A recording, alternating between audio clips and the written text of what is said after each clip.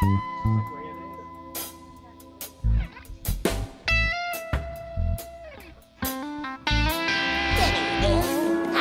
on, Satan. You know you can't resist this.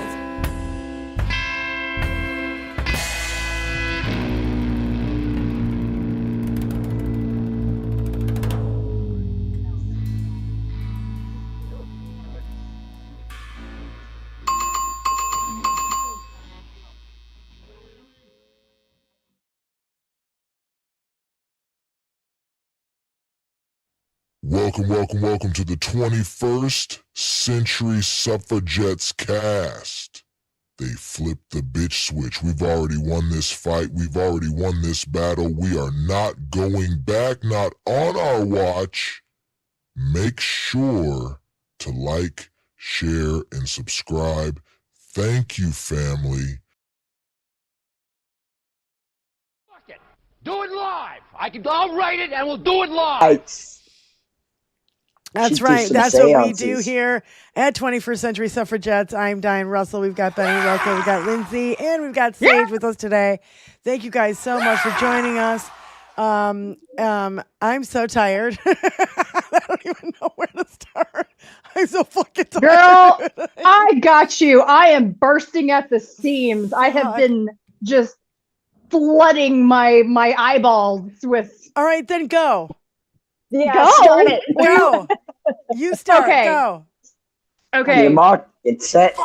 Wait, what does your shirt say? Nurse because my shirt. My daddy got me nurse this. because badass lifesaver. Okay, nice. It's not an official job title. That's what you can't see down here.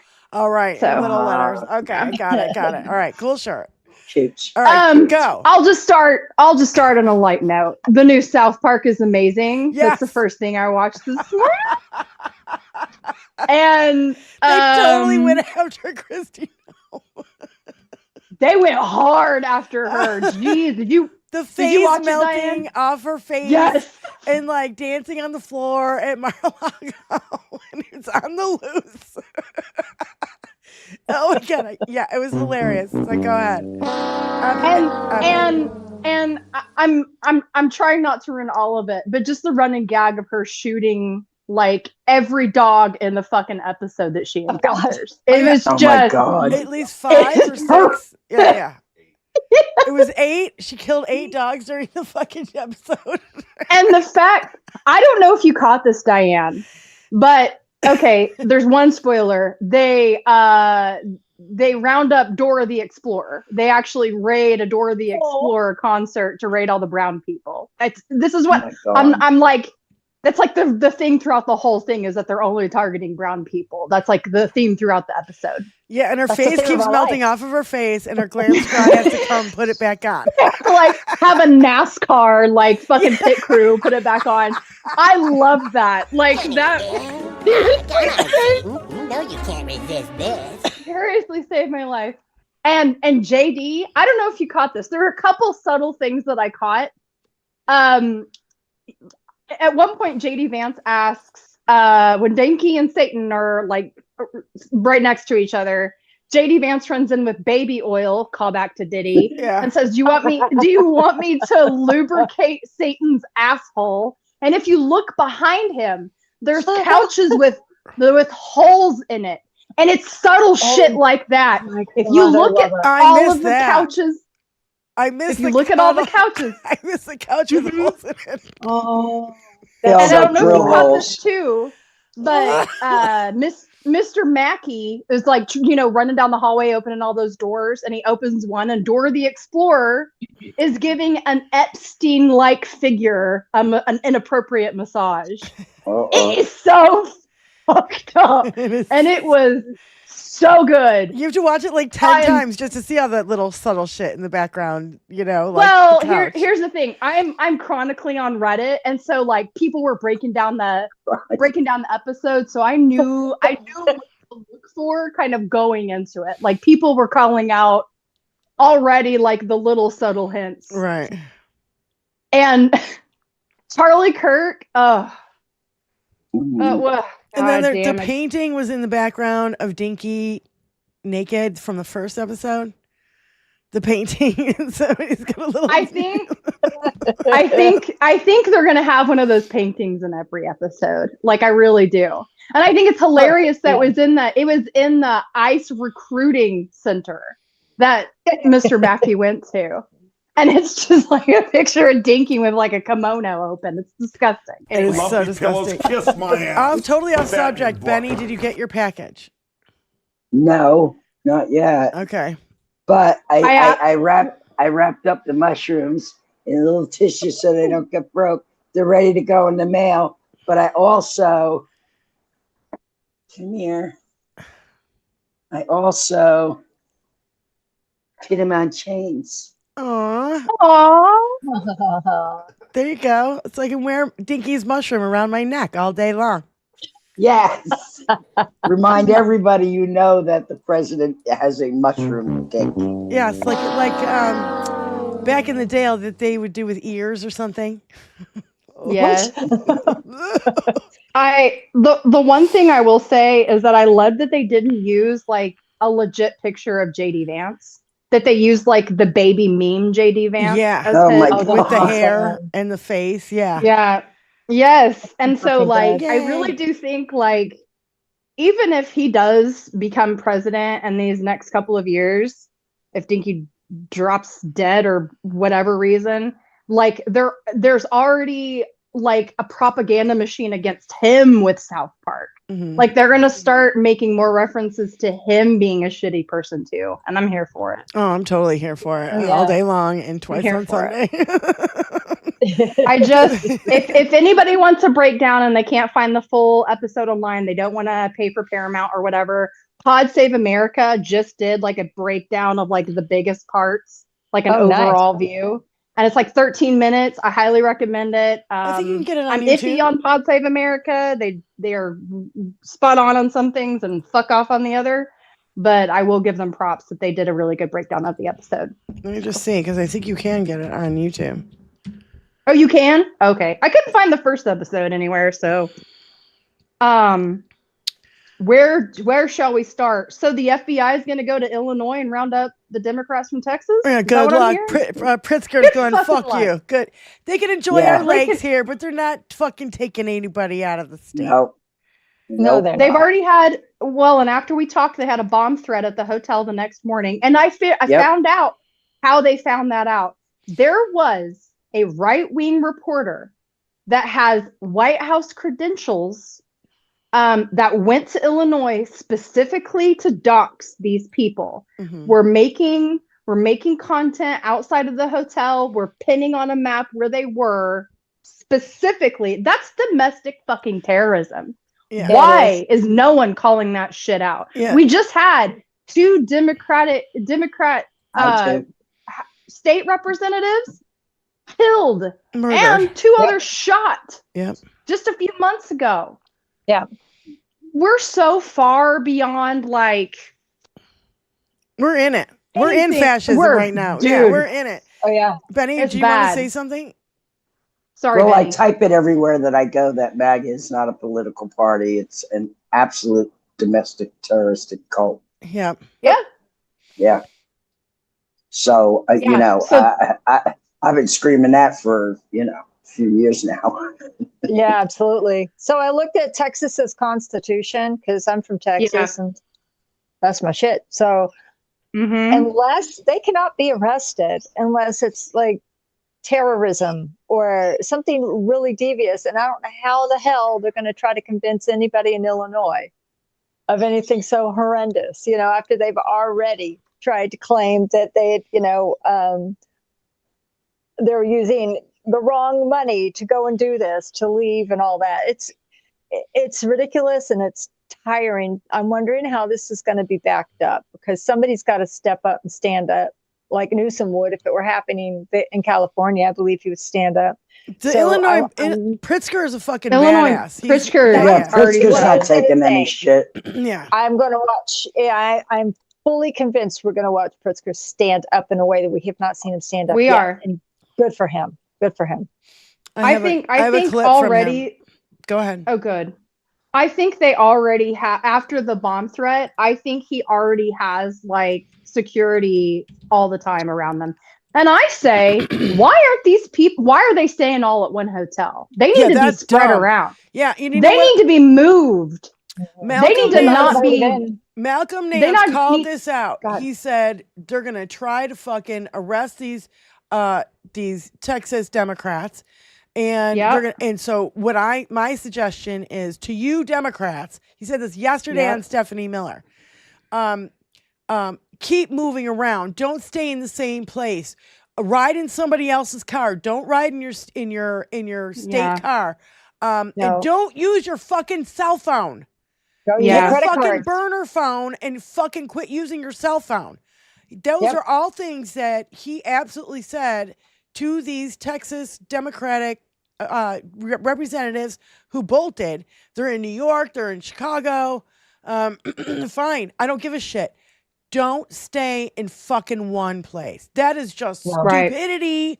I mean, that is giving Dinky not enough credit, right?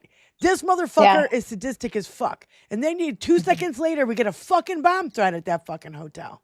So let's not, be delusional about the fact that Dinky's a sadistic motherfucker and will do anything to kill. He wants to kill people. 100%. I mean, that's just it. He's sadistic and he wants to fucking kill people. He gets sexual satisfaction out of fucking hurting people. You suck. He gets a fucking boner when people suffer. So I'm sick and tired of these motherfuckers getting away with all this bullshit. We have the Jan 5 bomber. We still fucking don't know who that is. But guess what? Pritzker in his state, they'll find that motherfucker. And I guarantee you it's attached to fucking Dinky or the Republican Party or some bullshit. Let's not, kid ourselves. Yeah.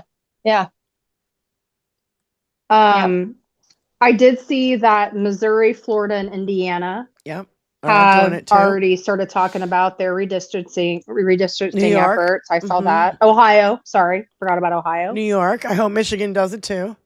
Yeah, New York, Michigan, California, potentially New Jersey, and Virginia. If those two governors, if Virginia goes for a Democratic governor, I think that we're going to see a lot of changes in Virginia. I even heard South Carolina governor wants to do that shit. You did? South Carolina. I heard that today. I don't remember where. I listened to Stephanie Miller, Keith Elberman, and a bunch of random shit. So I saw a very interesting take on this. So forgive me if I don't know all of this, but I've heard that there are some blue governors that are talking about calling, is it a constitutional convention? They have to have like 2/3 of states like call up and like have a whole nationwide debate. Like, hey, are we the fucking United States or not? Because if we're not, and we're going to stop sending our money to the federal government, and we're not going to pay taxes to the federal government anymore, and we're not going to support each other anymore, what's the fucking point? They should have been doing that the last fucking decade. Literally. They should have taken all our fucking federal dollars and kept them in our fucking states. And watch the fucking right-wing states fall apart. They are welfare states. They can't exist without the rest of us. So I don't mean to be rude to you guys who live in red states. I'm not here to harm you. Let it burn. Let it burn, baby. Let it burn. My thing is this. When everybody in those states start realizing our government is failing us. Yeah. You want states' rights? Go for it. Go for it. You'll get no federal dollars from us, ever. Yeah. Start gerrymandering the fuck out of everything. Quit following the fucking rules that they don't fucking play by anymore. They don't play by the rules. I think that's where we are. I think that's where people are finally, the conversation is finally 100%. Become mainstream. Enough. We're done. Fuck them. Fuck it. Where are we going? Playing by the rules in a group of people who just stab you in the back and rape your kids and rob you blind and leave you for dead. So fuck them.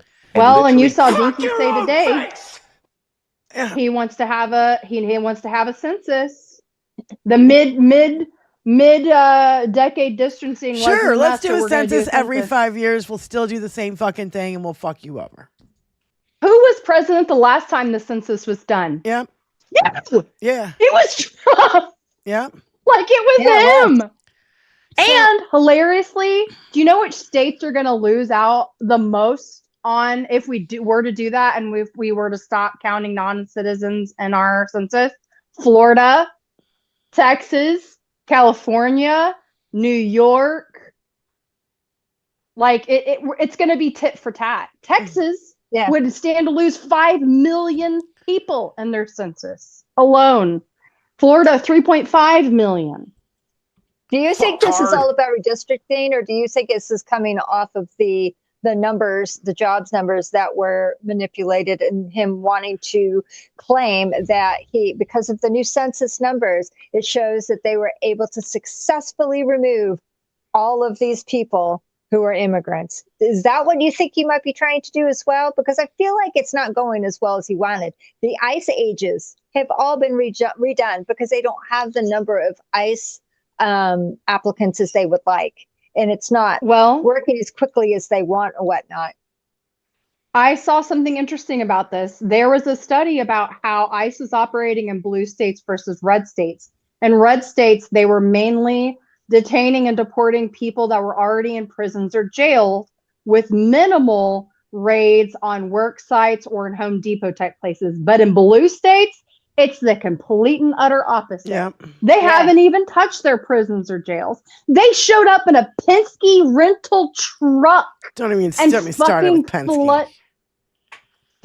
Well. I still have a problem with Ryder trucks from Oklahoma City bombing, so I'm not one for rental trucks, if you know what I mean. Penske owns all the property around my house. I can't even put up a fucking goddamn garage sale sign. I will give Penske some credit. They made a business little statement saying, like, we didn't know about this. We do not support this. Like, had we known, we wouldn't have rented He's a to total them. maggot. And I know it's all jerk off motion shit, but I will give credit for any business who is willing to be like, we do not support what is happening with in our name. Right. I'll agree with that. Yeah. So, wait a minute. They have to say that to cover their ass to their insurance company. I understand. Yeah. So it's all about the fucking green. Nothing about the red or the blue. It's all about the green. And legal liability, I understand that, but so many businesses are fucking rolling over and showing their fucking belly right now, and I can't fucking stand it. Mm-hmm. God, it's atrocious. It's breaking my heart. It's really bad that's the fucking level, is if they're willing to push back even in the fucking slightest. Old fucking Tim Apple yesterday giving Dinky his little golden etched apple bullshit. Fuck off with that. Just fuck off. Like, what the fuck are you doing? Fuck you. You suck. Yeah. Yeah, Thank you, Tony. It is illegal to transport people in rental vans. The problem is they all go meet up at one place. They all hop in the fucking van and have a short drive. And I can only imagine what goes on in the back there. Like, what are they doing in the dark? Touching each other. In their khakis. Are those your night vision goggles, or are you just happy to see me? Oh, my God. Just fucking weirdo. You're weird. You're weird. Weird. Fucking weird. So, on top of it, we've got this asshole, Stuart Adams, of the Republican president of the Utah Senate, just intervened to loosen the age of consent laws after an adult was charged with having sex with a 13-year-old child. The adult was a relative of Stuart Adams. I know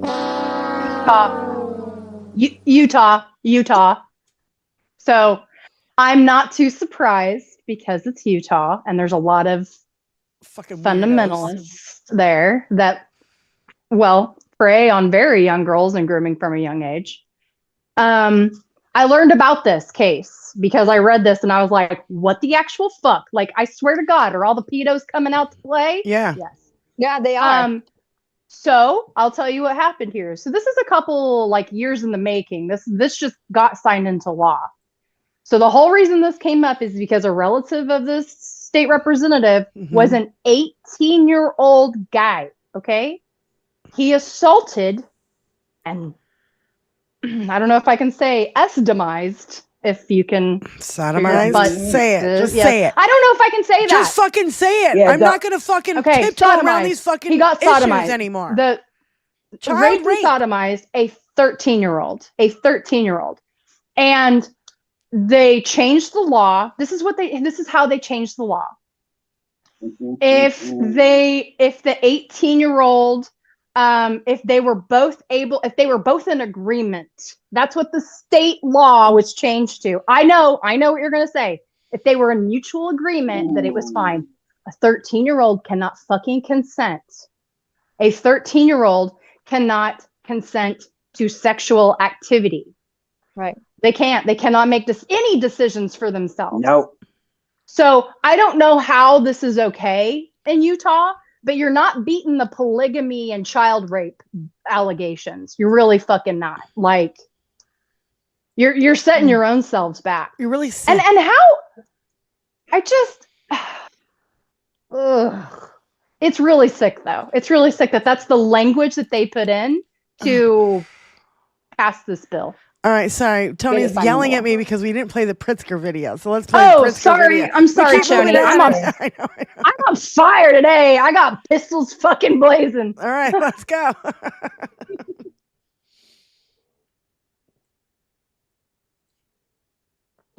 All right, here we go. We're not going to let the bluster and threats from John Cornyn, even from Donald Trump. There is no federal law that dictates that these people could be arrested. Can they send FBI agents to, try to threaten or, create some scene? Maybe, but there is no federal law that allows them to arrest these legislators. And as you said, the civil warrant that was issued by the House leadership, the Republican leadership in Texas, is ridiculous. It has nothing to do with Illinois. We don't recognize their civil warrants from Texas. Right. Texas Rangers can come to Illinois and enjoy our lakefront, but they're not arresting anybody and taking them away. Good. I love Pritzker. He's a great guy. He deserves a lot of credit for what he's doing right now. Stand up to this bullshit. Trump is jealous of Pritzker's hair. Yeah. Well, yeah. So article. Well, and the fact that he's actually bald. Pritzker's everything that Dinky has always wanted to be. Mm-hmm. His family is part of the Hyatt Hotel dynasty. He actually has had money and is good, like making financial decisions. Yep. I bet he put everybody up in a Hyatt hotel, but that was the goddamn problem. You can't have them all in the same fucking place, right? That's just stupid. And here's the thing too that really was fucked up about that. Like, I want to say there's less than 100 Dems that are in Illinois right now, and that hotel had 400 people in it. It all had to be evacuated. It all had to be gone through with a bomb squad. It's fucking, that's not okay. Domestic fucking terrorism. Yeah. Someone needs to scream it from the fucking rooftops. I'm sick of it. Tony has a funny video he wants to play. Tony, run the show, bud. It's from Some of you were big butthurt about this. Look at President Snoopy up on the roof just doing regular 79-year-old man stuff. But if this were Dementia Joe, I'd say, look at old Dementia Joe, 82 years old, decrepit, up on the housetop, click, click, click. Somebody check on him because he's sick with dementia.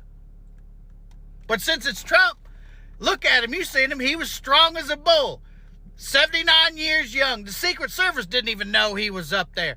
He gave him the old okey doke. He's like a toddler. You can't turn your back on him for 30 seconds because then they seen the plaster start falling from the ceiling. They said, oh, damn, where's POTUS?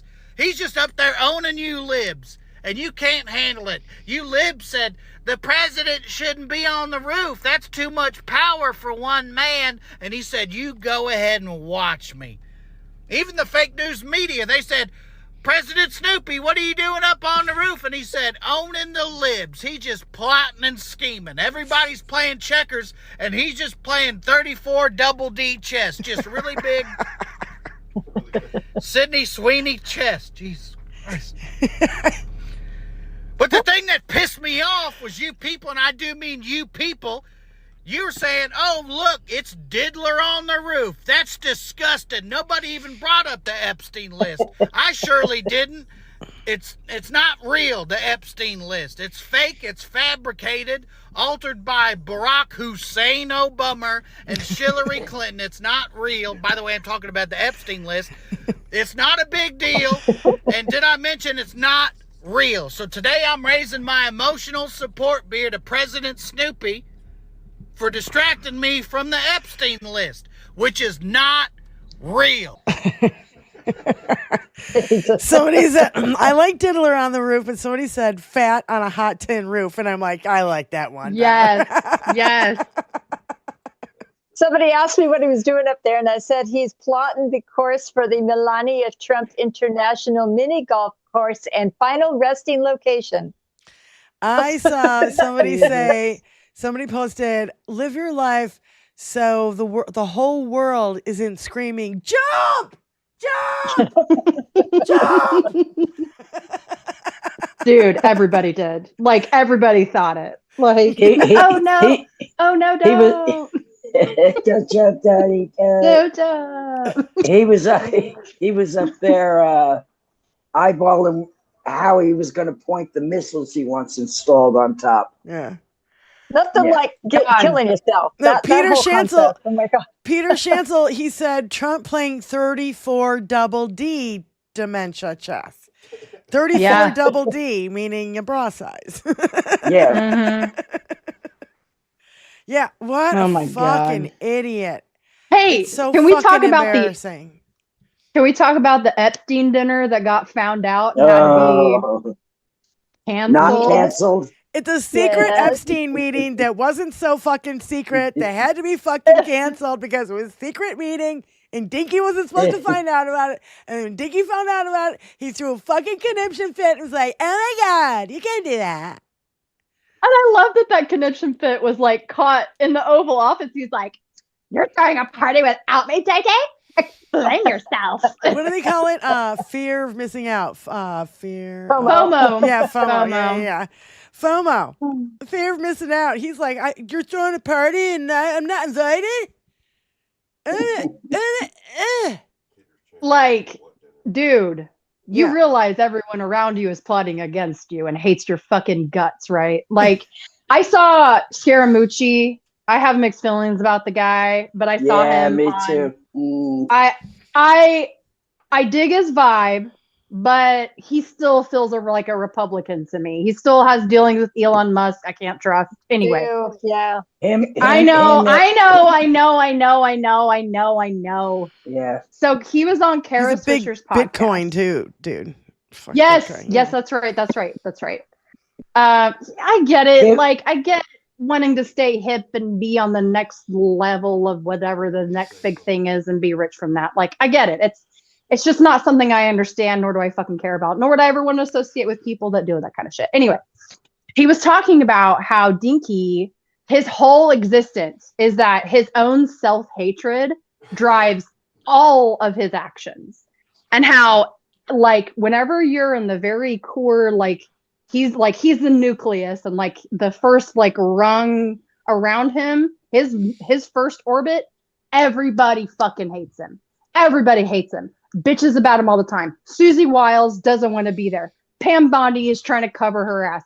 Tulsi Gabbard is trying to get on his good side again. JD Vance is changing the river levels in Ohio. I don't know what's going on, but like everybody fucking hates him. And I just think it's hilarious that the way he finds out is that it comes from CNN. Yeah.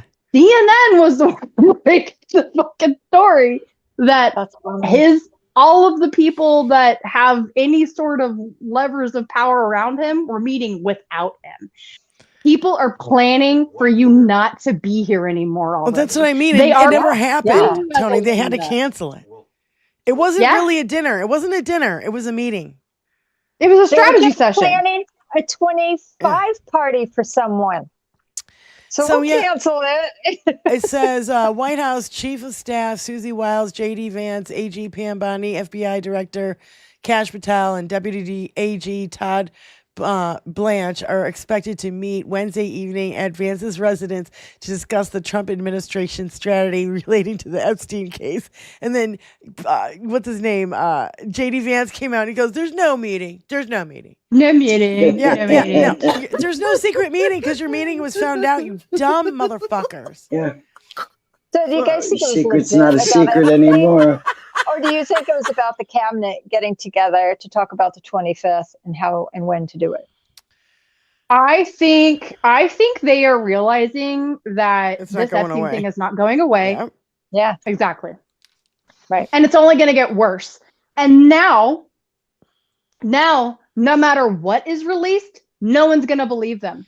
No one's going to believe Kash Patel. No one's going to believe Dan Bongino. No one's going to believe Pam Bondi. Nobody. That's why I'm questioning if, because they know all that, are they saying, okay, maybe now's our time to do 25th this, because he's got to go. Everybody's going to lose legitimacy. We've derailed what we're supposed to be doing. The man's lost his fucking marbles. Like, at what point do you see him as a liability? I do not believe deep down that he will be 25th as long as he can still talk in front of a fucking camera. Yeah, I think they'll let his ass drool. They'll let his ass sit there and drool. They don't fucking care. Yep. They will weekend at Bernie. Fall asleep, sit there, shit himself, fucking grab women on stage. I mean, I don't. Sorry, that's what we are. He was already like what was it, last week? Dr. Oz was talking and Dinky was sitting there like literally nodding off. He does this trick whenever I've caught it. Now I've caught it whenever he was in Saudi Arabia, and I've caught it now. He looks up. He tries to look at the lights and be like, "Oh no, look at all the lights." Keep my eyes open. Oh wait, yes. Go back to that last one, Tony. I wanted to read it out loud. I can't find it now.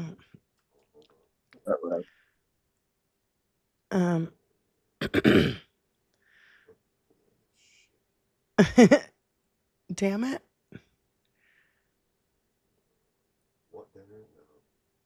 No. Oh, couches went missing.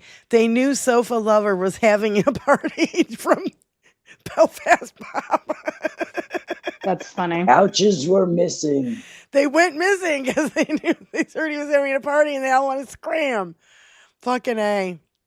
I heard somebody make a very accurate point too. They're like, wait, so they're planning a dinner to talk about probably the country's most notorious. I never heard the word dinner used, so it was a meeting. Okay, meeting at JD Vance's house about the country's most notorious pedophile, where he has 3 small children. Cool. What the fuck? Come on. It's just so gross. The whole thing is so fucking gross. I think the only way he gets 25th is if he is medically incapacitated. Like if he is in a coma and he can't get put in front of the TV, then that's when he'll So magically, Article 1, Section 9 and 10 were removed from the Congress.gov. And the Library of Congress says, it has been brought to our attention that some sections of Article 1 are missing from the Constitution annotated website. We've learned that this is due to a coding error. We've been working on to correct this and expect it to be resolved soon. Why did it go missing, fucko, in the first place? Yeah. And Article 1, Section 9 have been removed from the official government website on U.S. Constitution. Among numerous points, Section 9 forbids suspending the privilege of the writ of habeas corpus, and Section 10 forbids ex post facto laws. And this better be a joke. Ignoring this is full-blown dictatorship. I mean, this, you can't, you're just going to take out fucking pieces of the fucking Constitution, especially the ones that Dinky's fucking breaking the law on right now? Yeah. Just magically, those are the ones that are going to disappear. Not all the other shit, just this. Yeah. It's not a fucking coding error. No. Hey, don't tread on me, fuckers. Where are you at? Yeah, I know. I always wonder that. They're all over. You see those signs all over New Hampshire. All over New Hampshire. And it's like 50, I think. Death to tyranny, folks. Where are you at? You're being tread on. I know. Yeah. So Tony wants to play a clip from IHIP, which I have no problems with. I love IHIP, and you guys are almost to 1 million followers, and I'd love to see 2 white ladies get over the 1 million mark. I really, really would, by the way. Yeah. And I love this. Are you going to get the whole part or just the... Okay, so I would start at like 6:30 maybe. Okay. Because her whole rant is just so fucking epic here. And I was like, she's fucking right. She's so fucking right. You live in it, bathe in it, go to do all the white culture stuff, get your Bible thump on, go get in the dunk tank at the mega church after you watch your mega preacher drive off in his Rolls Royce, and then go, to the shooting range and go shoot shit. But do not participate in any of the shit that makes America cool. And what makes America cool is multiculturalism. And if you want to triple Trump, and you want to browbeat DEI, and you want to browbeat gay people, and you want to browbeat black people, as you've been doing for 400 years, and you want to browbeat this generation of immigrants that come over here and open up businesses earnestly, pay their taxes. You want to demonize them and call them rapists and felons and all this shit, when the felon is the teeny weeny mushroom cock piece of shit, Kankles McTaco tits at the top of the ticket. I have fucking had it from top to bottom. White people that triple Trump should be banned, boycotted from enjoying the best thing that America has to offer, which is multiculturalism. Get your fat asses out of the Mexican restaurant. Get your fat asses over to Cracker Barrel, because nobody wants to see your fucking smug ass, teeny weeny, pink arm, big gut around. Nobody wants to see that shit. No one. I completely agree. I want to take it a step further. Let's go. I want the women, Cracker Barrel, the triple Trumper white women. Yeah. I want, if you want to be in the golden age, then I want you to give up a credit card in your name. I want you to give up the bank account in your name. And I want you to be completely beholden to a man. I don't want you to work. I want you to stay home and make cornflakes from scratch for that fucker, because that's what you're voting for. When they're talking about the golden age and make America great again, they're talking about you having less rights than men, not being able to have a credit card, not being able to own anything in your own name. So triple Trump, country club, Christian, white women, you should have to forfeit those luxuries. 100%. No driver's license either. Yeah, you can take your driver's license. You can't own a car. Can't own any fucking bank accounts. Can't own any property. Can't own fuck all. You want to give it up? You go make the fucking cornflakes from scratch, you fucking bitch. I mean, seriously. Yeah. If that's what you want, if that's what you're voting for, you want to be a trad wife, then learn how to make cornflakes from scratch, bitch. Oh, get rid of your cell phone too, ladies. Yeah. You want to be a triple Trumper? Get your fat ass over to fucking Cracker Barrel and stay at a fucking Mexican restaurant, a Chinese restaurant, an Indian restaurant, an Italian restaurant, and anything else fucking kind of restaurant you can fucking think of. You want your white culture? You go fucking sit there at Cracker Barrel and eat that fucking bland ass motherfucking food. Go ahead. I'm sick and tired of this shit. You give it up. You give up your car, your bank account, your cell phone, your fucking rights. You don't care. Yeah. And don't ask for help, and you need to get the fuck out, and you can't go anywhere because you have nothing to get out with. Thank you. It's not. It's not that they don't care. They just can't see that far into their fucking decision. No, right. Their hate supersedes everything. Yeah. Yep. Those Okie gals speak to a special place in my soul because there's Kyle Klinsky has recently said something about them, and he gave him some super credit about how they handled, what is it, Rahm Emanuel or whatever his fucking name is. They also handed Cory Booker his fucking ass. Yeah. Good. You take a good. Quit taking fucking what is it called? APAC money. Cut it out. Yes, and that's what their bitch was about. Actually, they're like, you can't.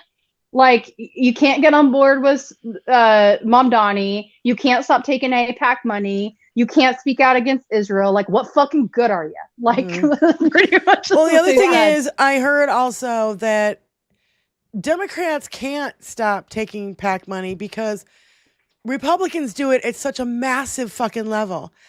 And they have huge coffers for their elections. And it's all this dark, fucking, dirty, fucking Russian money. Nobody knows where the fuck it comes from. And they got to get fucking money out of politics. Like literally I heard every single person that's in government, if you are, have to work for re-election, you have to make $64 a day, at least $64 a day in order to run for re-election. Do you know how fucking hard it is, especially during hard times like these when fucking prices are going up all over the fucking place? It's insane. Mm-hmm. And not only that, Democrats use small dollar donor money, $5, $10, $20, you know what I mean? Like that. They've hundreds, thousands, tens of thousands of people donating to them when Republicans, all they need is one or two rich motherfuckers to fucking throw a couple million their way and they're fine. So it's like fucking bullshit. What it's is blood it? money. Citizens United? I don't give a. Citizens United getting the money out of. There's three things that I want for 2026 and 2028 and my representatives. Three things. I want ICE abolished. I want Citizens United reversed, and I want everybody in Dinky's cabinet, orbit, whatever, including himself, held accountable for what the fuck they're doing. I want the fairness doctrine reversed too. That too. I want Nuremberg 2.0. I want them in the Gator Gulag that they made in Florida, which is now shut down for 2 weeks codified and into law. Yes, and prevented from being. I heard a horrific story out of Gator Gulag. MSNBC interviewed a former guard that had been working there who ended up getting sick with COVID and had to end up quitting, and there was a whole business there. But she was saying like, hold on, what the fuck, dad shoes, I think, says expand the court, 100%. Expand the court, 100%. Yeah. I don't want to hear any more bullshit. Right. I don't want to hear any more bullshit. We're giving what's his face an RV. Another what's his face, his wife is like hanging a fucking Christian nationalist flag. Yeah. These are not like nonpartisan people. These people have an agenda. They're getting paid off for it, and they are being told to look the other way. Yeah, absolutely. So you were going on about Alcatraz. Oh, okay. So this guard was talking about how the guards didn't have it much better than the inmates. And I know that's like not saying a lot, but they're like, we couldn't flush our toilets. We didn't have water some days. Sometimes we like hot water. No water. Try no water. Like sometimes 2 days at a time. The inmates would only get showers maybe once every 3 to 4 days. I thought there were 32 to a cell. It's more like 38. They're starved. They're beaten. They're sexually assaulted. Like, yo. And a new one just went up or a new one is planned for Indiana. They're calling it the Slammer Speedway or whatever. Yeah, because it's by fucking Speedway in the fucking airport. She's so gross. How about Peter Shancel said, how about Medicare for all? Yes. Please. Yes. 100%. Yeah. There's so much that has to be done, but those few things, just those 5-6 things that we just fucking named would do so much. That's what needs to be ran on. So much. Those must happen. Like those are must-haves. I will not tolerate less because we don't have that opportunity anymore. We've had tax the rich. I mean, that's pretty obvious, but okay. Obviously. but we've had the White House and the Senate and the House now twice in the last 20 years with Democrats, once under Obama and then a little bit under Biden, I think. if I'm remembering right. I think it was like 2021 was the last time we had it, maybe. But somebody said it best. I can't remember who said it, but like power is only power if you fucking use it. Yeah. If you get it and you don't use it, it's wasted. And that's what we're seeing. We're seeing an overuse of power because they feel like they're unstoppable. That's a problem for us all. Tony, will you make it so I can play this audio? I'm just going to play Stephen Colbert because I don't want to. I think we can play him when we can. Is this about RFK? Share it and I'll play. Is this about RFK Jr.? Yeah. I almost sent this to you, but I was like, so RFK has now taken $500 million out of what is it? RNA research for vaccines. Am I right about that?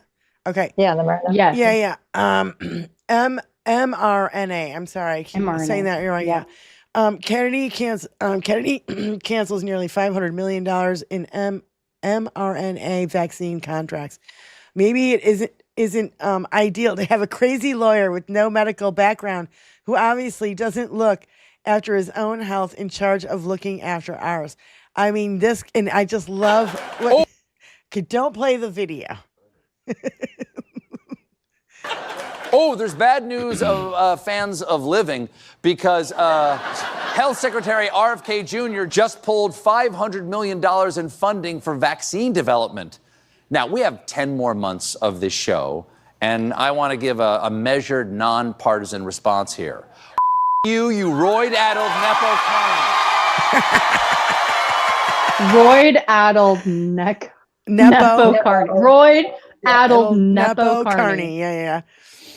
I could not have said it any better. Like, seriously, that was a deep burn. Those crowds are the cheers of the American people. And I know that in his area, you get a lot, in the show, gets a lot of Dems. But I'm sorry, that's the American people right there.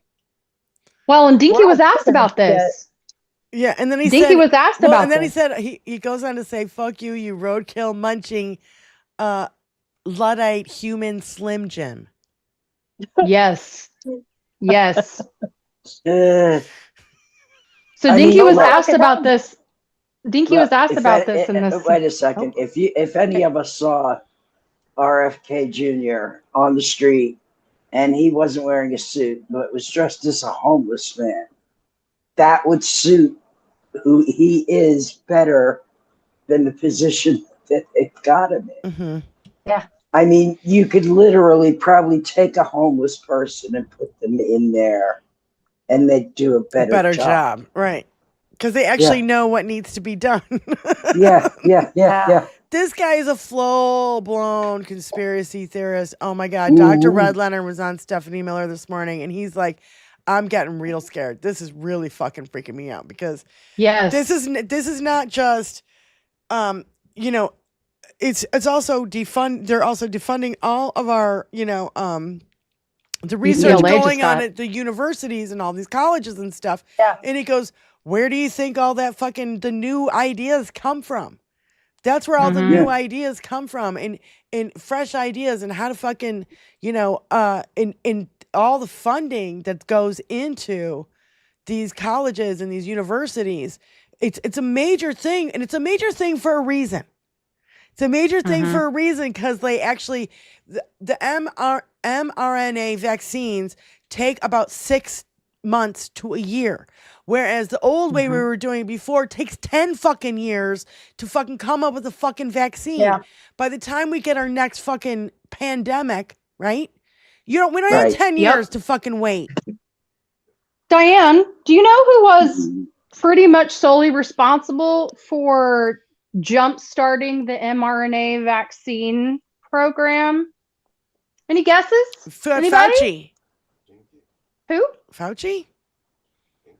Dinky. Dinky's Operation Warp Speed was literally the catalyst for why we were able to get so much funding so quickly behind an mRNA vaccine. And because we needed it and we needed it fast during C-19, that is how we were able to get it in fucking 7 months from when they started working on it.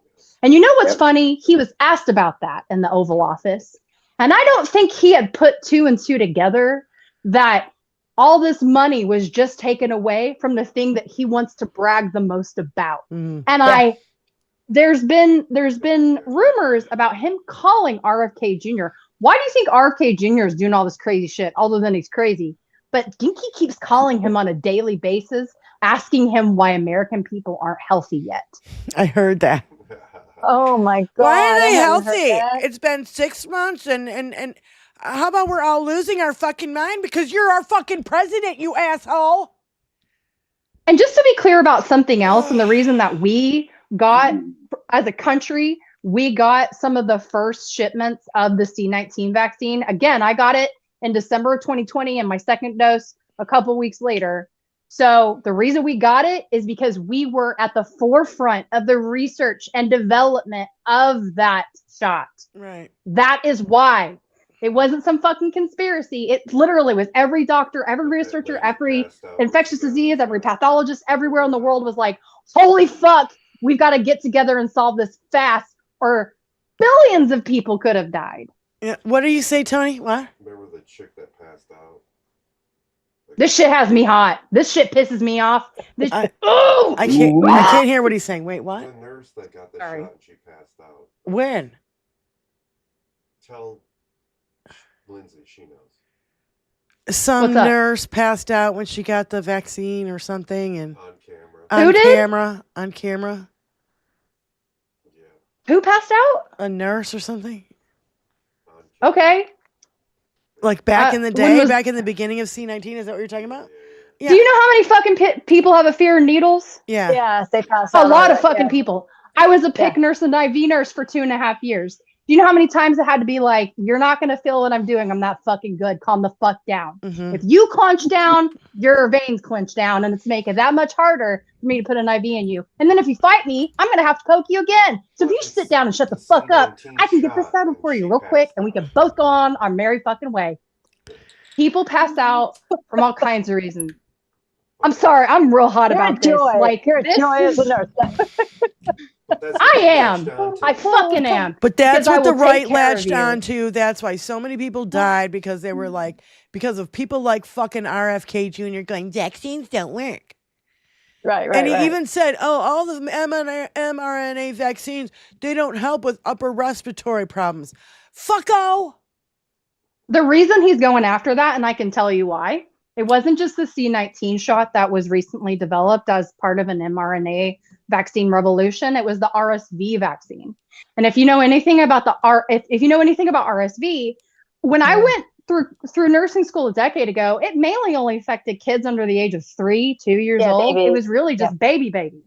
But what happens with a virus? A virus mutates. It gets worse. Then it started affecting older people. Then it started affecting immunocompromised, especially after C-19. Mm-hmm. C-19 fucked up a lot of people's immune systems, and sometimes even activated autoimmune diseases that they wouldn't have known about, rather than them having C-19 and activating it.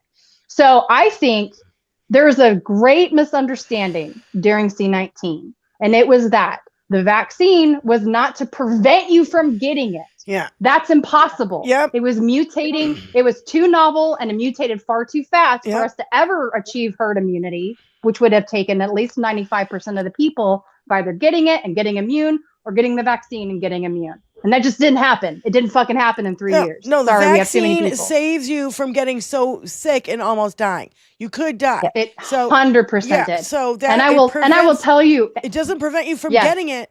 It prevents you from getting really, really, really sick and possibly dying from it. So Correct. That was also and the right wing propaganda they fucking put out there.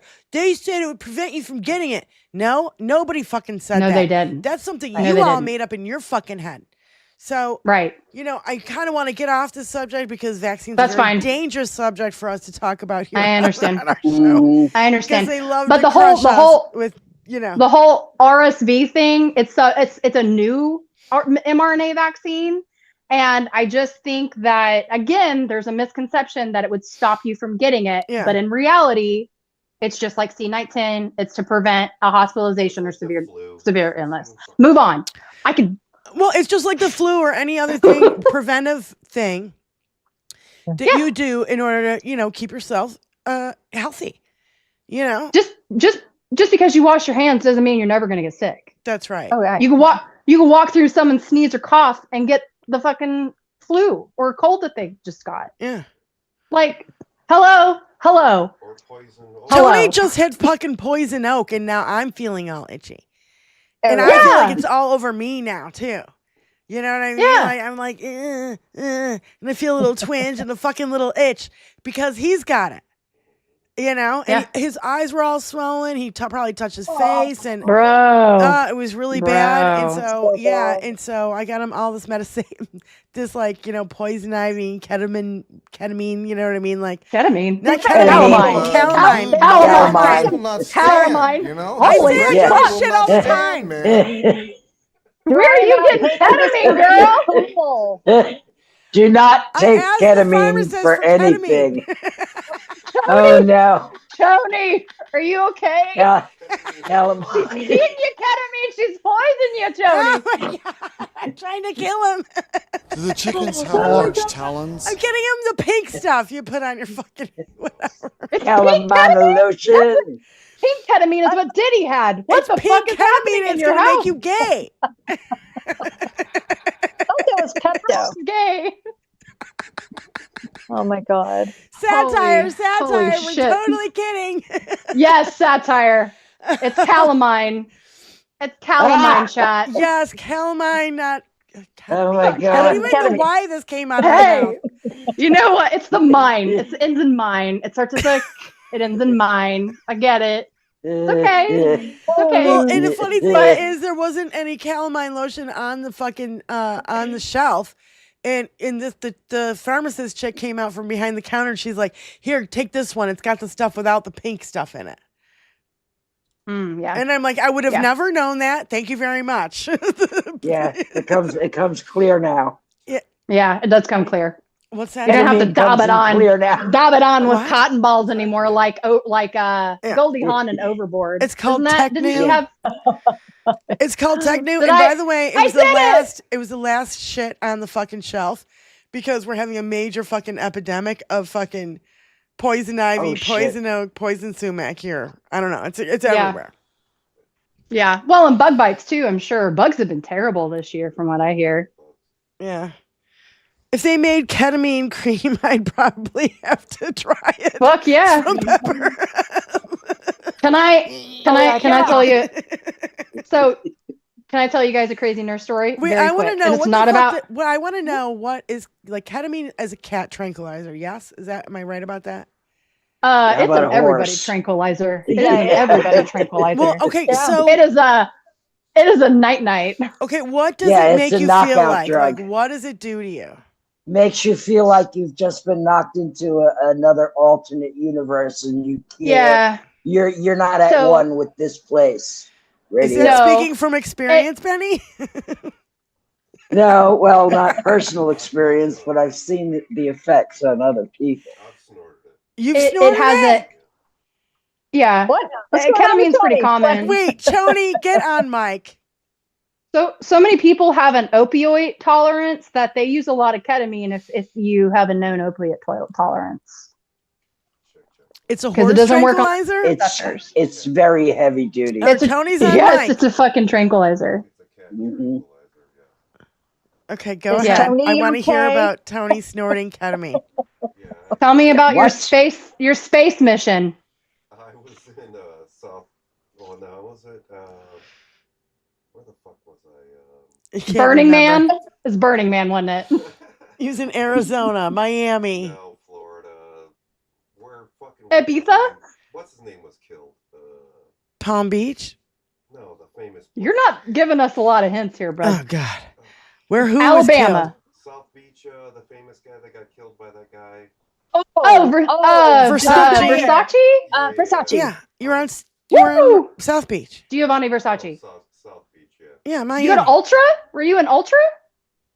I was, around those places. Okay. So you were heartbroken because he died and you needed to do ketamine? Well, no, we went there and this feels like a concert scene. All right, everybody, let Tony talk. It was a couple weeks after he died. We planned the trip, and we're partying until 5 a.m. and walking the streets of South Beach and snorting ketamine. Yeah, that is some space cadet shit right there. That's what I call it. What did it do to you, Tony?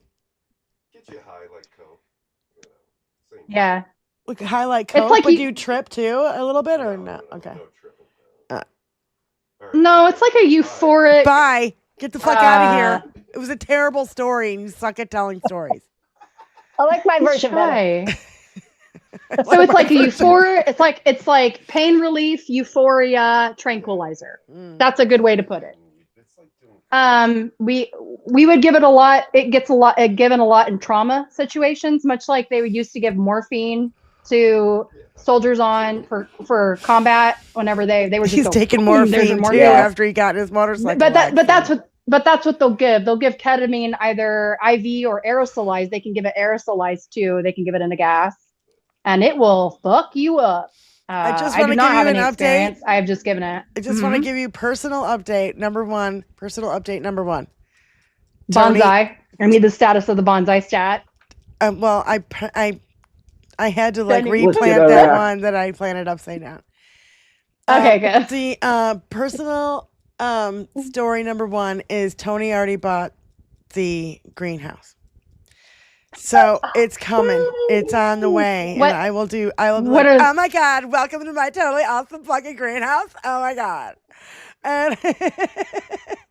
And also we are working on getting an air conditioner. As a fan myself. Yeah. Lordy. Good.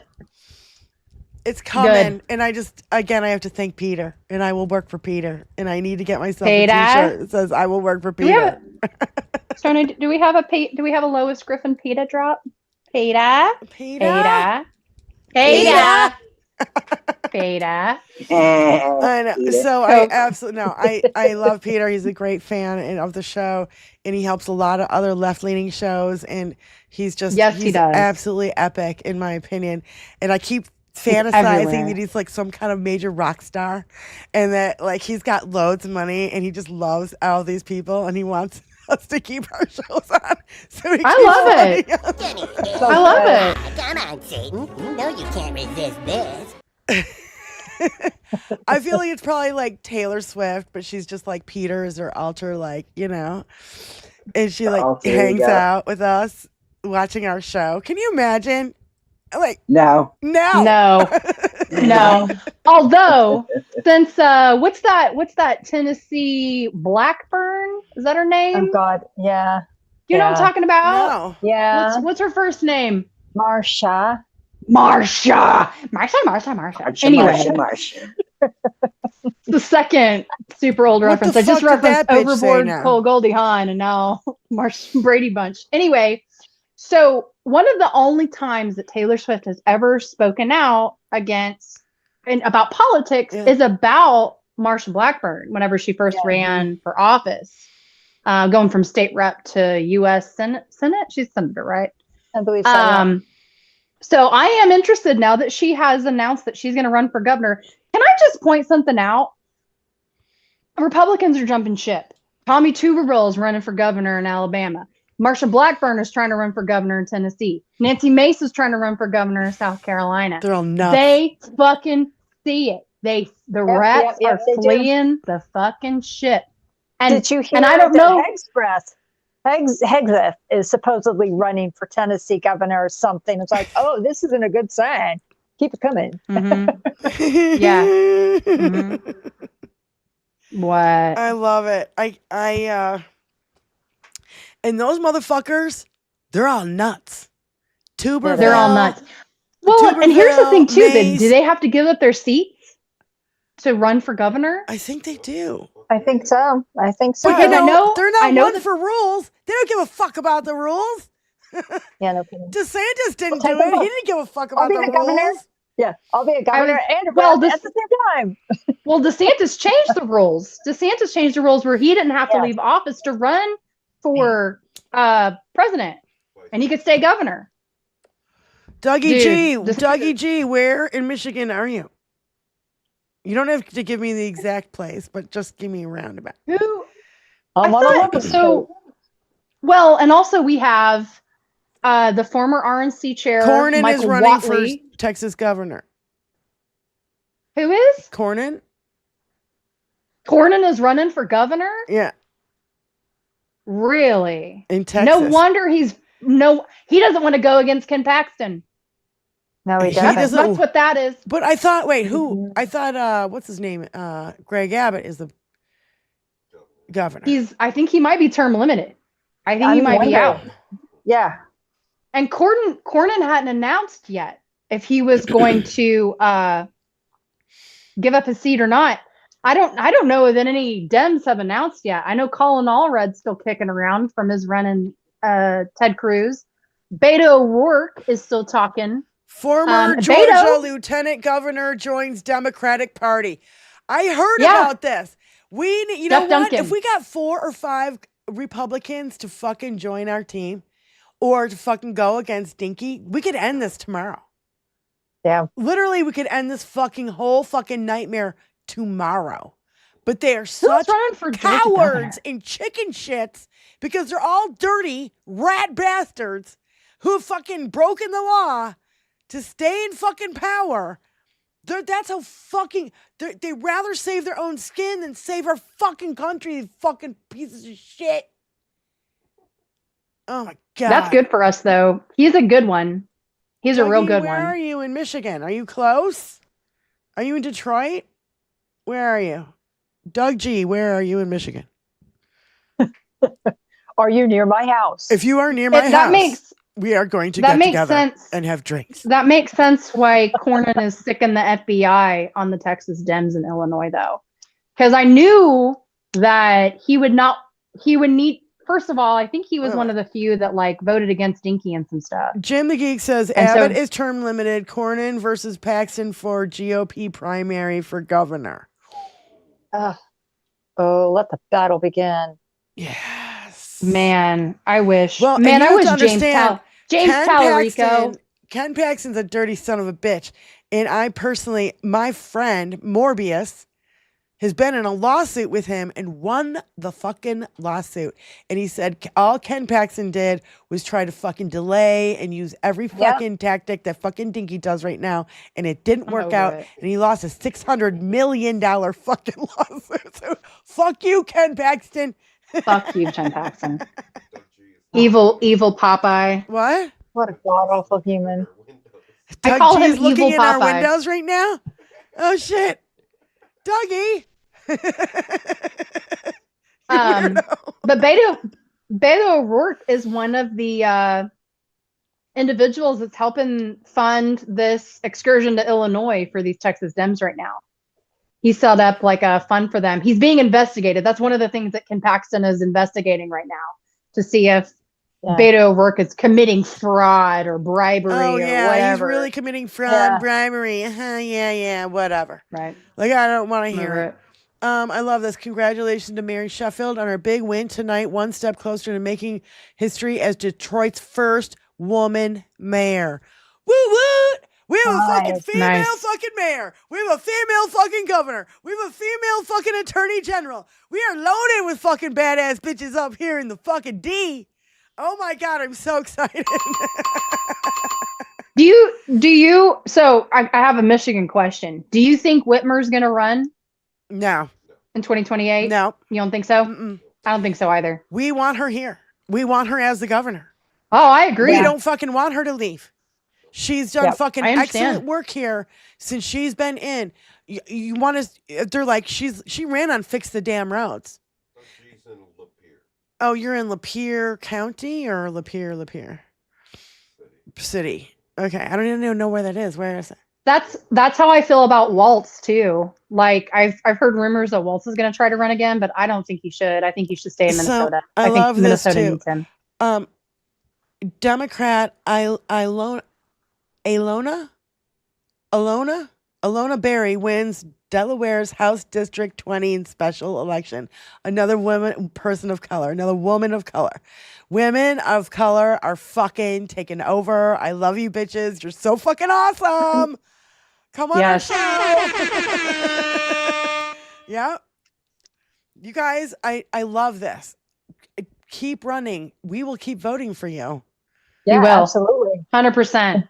And be vocal. 100%. Get out there and be vocal. Jasmine Crockett's not going to disappear, even if they like eradicate Fucking her absolutely not. spot.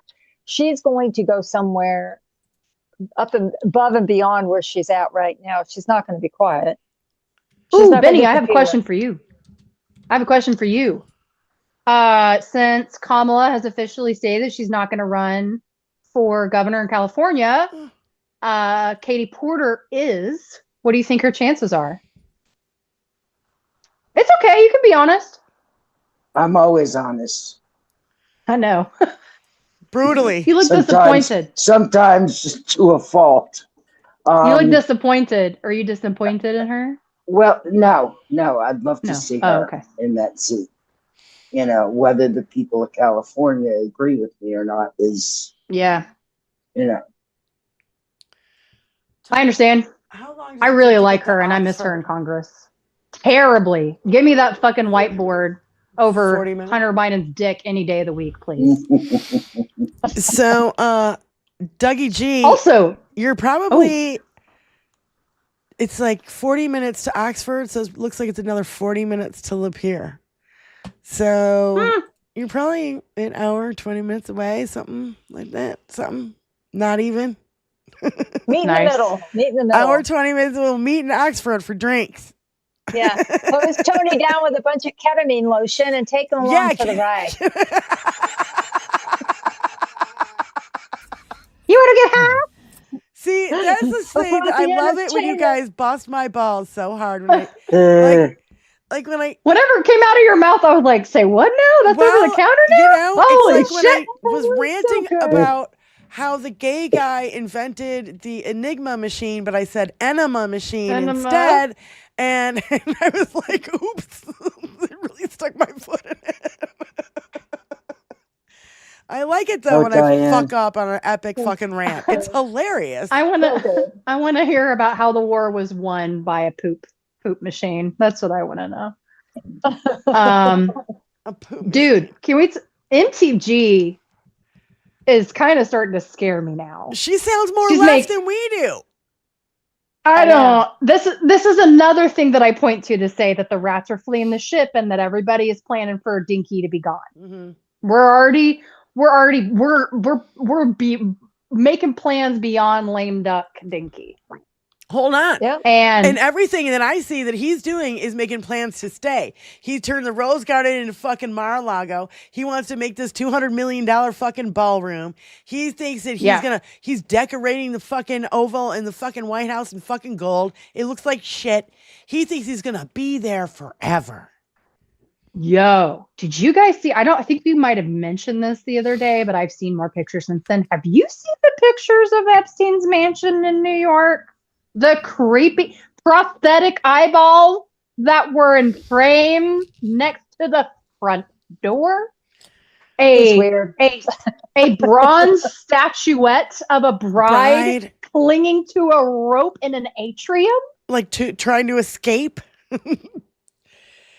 It's creepy AF. And you want to know what too? I'll have to put a link in it after the show. But John Deff sent me a video about his property in New Mexico? Is it New Mexico? The Ranch. It's so fucked up. Dude, it's so fucked up. So, first of all, the ranch is in the middle of fucking nowhere. I mean, surrounded by desert. So even if you did escape, you'd fucking die in the goddamn desert. It's far, far away from any kind of even small town civilization, anything. It's sprawling. It's got several buildings, and it's just the most fucked up thing. And the guy who he bought it from, or kind of bought it from, is kind of weird because he never made the payments, but the guy never complained. So weird. some guy named like Bruce Kane or something like that. I don't know. Don't quote me on the fucking name. I don't know. But he's from a rich, super rich family, and they own a shit ton of fucking property. And he just gives Epstein this property, just like Les Wexner just gave him that the house. Blackmail. It was just blackmail. Unbelievable. And then I guess he stopped making payments or whatever. But the guy never did anything and never complained. So he like bought this property for dirt fucking cheap. Yeah, shady. And shady as fuck. And all the weirdo, like there's like showers that have multiple people can be in the shower at once. There's like a indoor pool. You didn't get me one, fucko? Yeah, I've seen pictures of that place, and it looks like a commune. Shit. It looks like a commune. I will definitely put, Tony, remind me to put a link to that in our show notes after the show. Because that was really, really, really fucked up. And I don't think, we've heard about New York. We've heard about the island. We've heard about Miami. The phone is ringing, Tony. You're getting me beer and the phone is ringing. You have to start running. he's Run, It's really fucked up. We never really heard about what went on there. So, call from Super Saint. To accept, press 1. Hi, Super Saint. Thanks for calling in, babe. Hey, What's going on? Hey, how are y'all? Good Doing to all talk, right. y'all. Good. Love you all. Love you too. I was going to Love add you. that the guy in New Mexico, that he was the governor that sold or that gave Epstein the property, or sold him that. Was he really the governor? I thought his Yes, family he was in politics, Jesus but I didn't fucking realize. Christ. I didn't No, know he was the governor. Yeah. Okay. It's really weird. It is fucking weird. And So weird. Do you know his name? I want to say it's Bruce. Mm-hmm. What'd I say? Kane? You said Bruce Kane. Bruce Kane, because I kept saying Citizen Kane every time I heard it, and that's why Kane is sticking, and I don't know. But go ahead, Super Saint. Sorry. I was going to add that. Did y'all see how Chrissy Nome was saying that they're dropping the age for ICE from 21 to 18? I was just reading this, and I was going to read it. Chrissy Nome announced that ICE is ending the age cap for law enforcement. That candidates can now apply with no age limit. Think about it. They're not recruiting the best. They're recruiting whoever is left. This isn't strength. It's desperation. The system is running out of bodies, and it's showing. Yeah, so I've been dropping in the chat that if you want to join the fuckery, you can flood their website because she's been giving it out on TV. You can go to www.join.ice.gov. So good trouble. Join the fuckery. Okay, and if you want to say it again. Yes, it is www. I just dropped it in chat. Join.ice.gov.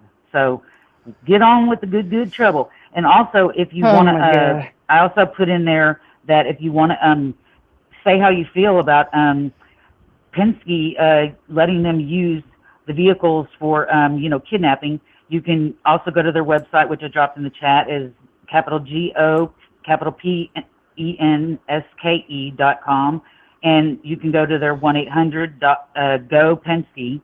So have fun, fun. It was not Bill Richardson. Sick of it. I'm sorry. It was not. So I believe in good trouble and in the fuckery. So have fun, and I've been dropping it several times. I've been dropping it in other chats, and we got to do good trouble any way that we can. And I want to flood that website so much that they shut that shit down.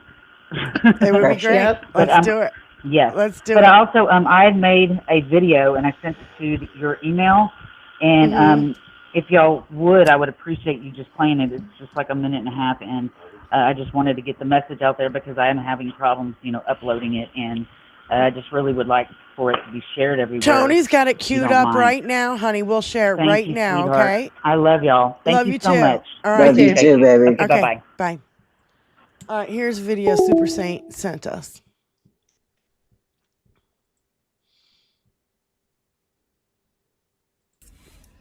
Hi, my name's Super Saint, and I just wanted to get a message across because I know a lot of people are hurting right now, and I'm a very empathetic person. I have a lot of compassion, and there are a lot of people that are struggling right now, and I can relate, and I just want everyone to kind of come in and, you know, I want you to know that I really care. I really care about everyone. I believe in putting humane back in humanity, and I want everyone to do well. I believe that all tides lift all boats, and everyone deserves a voice. Everyone. No one is less important or more important. But I am also a child survivor from SA. And if you support a predator, you can fuck off, okay? The victims deserve and the survivors deserve to speak. And if you support a predator, you can fuck off. Okay?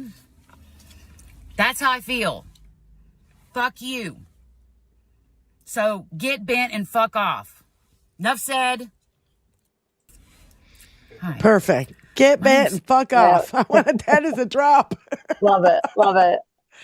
Get bent and fuck off if you support a predator.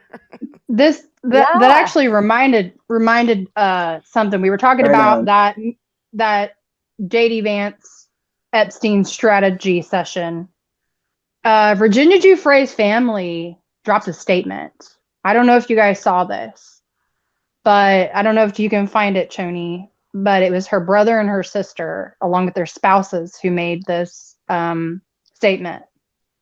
And they were pretty much like, so you're talking to the perpetrator of these crimes. Mm-hmm. You're not giving the survivors a voice. Mm-hmm. And you're meeting to figure out how best to pardon her, commute her sentence, whatever, and you're just not even thinking about the victims. You're catering literally to the criminal and not even thinking about the fucking victim. You want the fucking truth? You don't go to the woman who committed fucking perjury during your fucking trial 150 million times. You go to the fucking goddamn survivors who fucking know and who literally, with every fiber of their being, they could have stayed silent. They could have. Yes. But that would have meant, and it would go on, and more girls would get fucking hurt. They had the courage to come forward and speak to against these billionaires, literal billionaires, and said, they fucked me up. And you know what? God bless them. Because even though I'm an atheist, you know, I'll tell you what, it takes more courage for those women to come forward, as you know, when they were victimized as little girls, for them to come forward. Now, they don't have to upset their lives. They don't need the scrutiny. They don't need the death threats. They don't need to move 100 times. They don't need this bullshit. But guess what? It's worth it to them to bring down the criminal. We saw that in Ohio State, in Surviving Ohio State. And those guys are still fighting for it. Jim Jordan is still their fucking congressperson. Fuck Jim Jordan. Fuck everybody who was involved. Everybody who touched any little fucking kids needs to go down in a fucking burning flames of hell. I do not give two shits. Like, seriously, can I tired of this shit. I want to add two things. One, they failed to connect and alert the victims that there was going to be. That's right. That's right. And that is a big problem. Okay. Mountain but another thing, I'm glad. Mountain Bike fans, before it goes away, all victims that are willing to come forward should be allowed to give their stories to all these asshole fascist maggot media sites and networks. 100%, they should be able to speak their mind, but they won't put them on mainstream media. Go ahead. I'm sorry to interrupt. Okay. Yeah. So I want to remind everyone that Katie Johnson, when she first filed, she did not have an attorney. Okay. So when she filed, in April 2016. It ended up being dismissed in May of 2016, failing to meet legal requirements. And then there was the new filing that happened in New York in June 2016, and it was refiled again in September 2016. This girl started out with no damned attorney going up against Donald Trump. Yep. If that doesn't scream, hear me, listen to me, I'm trying to tell everybody, I don't know what does. They tried to say that she wanted money from some newspaper or something like that. Fuck that. Fuck off. Yep. So she has from the beginning been that person who on her own, without any money or even legal representation, was going up against this guy. Yeah. E. Jean Carroll. Yeah. E. Jean Carroll. You know, even though E. Jean had a massive career as a writer and a columnist and all this, she had her own kind of notoriety, right? But he did defame her. And she did lose her fucking job at fucking Vanity Fair. And so there was a meme that says, name something stronger than Trump. And this girl, Greta, post E. Jean Carroll. Right. Well, and I want to be clear about the kind of person that Epstein was too, because I've been watching, I cannot stop watching Tara Palmieri. She has been on Jim Acosta. She's been doing her own show. She's been on Charlie Sykes. She's been on with Rick Wilson. I just cannot get enough. This woman has been researching this since 2020 and went around the country with Virginia Giuffre. Yeah. And tried to meet the people, the drivers that were driving these children to Epstein's mansions, knew what was happening to them, and then would see them again to go and take them back over to the other side of the tracks where they were from in Palm Beach. Real fucked up shit. Yeah. And all of them. And they were very reluctant to talk. Tara Palmieri was talking about how they got a hold of one of the drivers. One of the drivers would talk to them. One of the pilots would talk to them of the jet. But every single one of them all had these cookie cutter mansions on golf courses somewhere in the country. Every one of them got a payoff. And every one of them, while they were doing these meetings and having these little 30-minute conversations with these people, when they would leave, the FBI would call the person that they were just speaking with. Just so how deep this went. They were being tailed every single time that they would go and talk to these people. And that's what Stormy Daniels said. Stormy Daniels said she felt like she was being tailed everywhere. Yeah. Well, it was legit. The FBI called, I think it was the driver, and said, what did you tell them pretty much? Or, what did you guys talk about? Yeah. But all of them got a payoff, and all of them were told, if you talk, we're going to find you. And that's what we have to realize right now. Okay. And that's the thing about all the Democrats going to that one hotel. Peter Thiel owns the biggest, surveillance contract ever that's ever been in the existence of ever. And who now has people in the military working for him. That's what I'm saying. So, did Dinky use the intelligence to know from Peter Thiel to know that all the Democrats were there, and that's why all of a sudden there's a bomb there? I'm sure that was that right winger that has White House credentials was found out where they were. I don't know if it was staffers, I don't know, whatever, but that's how they found out where they were. But I found out also, Alex Costa talked about how one of the reasons he got the Sweetheart deal is because he was intelligence, but he has never said it again. He didn't elaborate, whatever. I found out through Tara Palmieri, Epstein was an FBI informant. He had actually been an FBI informant. He was a financier in New York. That was one of his many jobs. And to get out of trouble himself, he told on other people who were fucking breaking the law. That's one of them was a Ponzi scheme guy. I can't remember his name. Yeah. He never got in trouble for all the fucking financial shit. He was an FBI informant. What was it, Bear Stearns or whatever? Yeah. I can't remember. I think that's who he worked for, but I don't know if that's the Ponzi scheme guy that he took down. Oh, yeah. I can't remember what his affiliation. Yeah. I'm kind of, it's confusing timeline there, but I also heard today that after he gave, wait. He took $46 million from Les Wexner after Wexner gave him power of attorney or whatever. And I don't know the timeline of this or anything, but Wexner was pissed. And so then that's when we heard the first ever leakings of Epstein diddling kids, diddling little girls. Mm-hmm. So as soon as he fucked over Les Wexner of $46 million, all of a sudden we're hearing drip, drip, drip. That's the first we heard of Epstein and his fucking antics. But he didn't get busted. So that would have had to been early 2000s. He didn't get busted till the early 2000s. So this was like the mid 90s-ish, right? Yeah. So this is 1996, 97, somewhere in there. So don't quote me on any of this, okay? Because I'm not the be-all, end-all of fucking, and I don't have this shit written down, and I'm not fucking, we're just discussing the facts. But what I noticed is that when Wexner got pissed off because he stole money from him, first leaks, right? Yeah. So then Dinky got fucked over with a real estate deal. Dinky fucks over Epstein on the fucking real estate deal. Epstein says, I'm going to out you for being a fraud and selling it to the fucking Russians.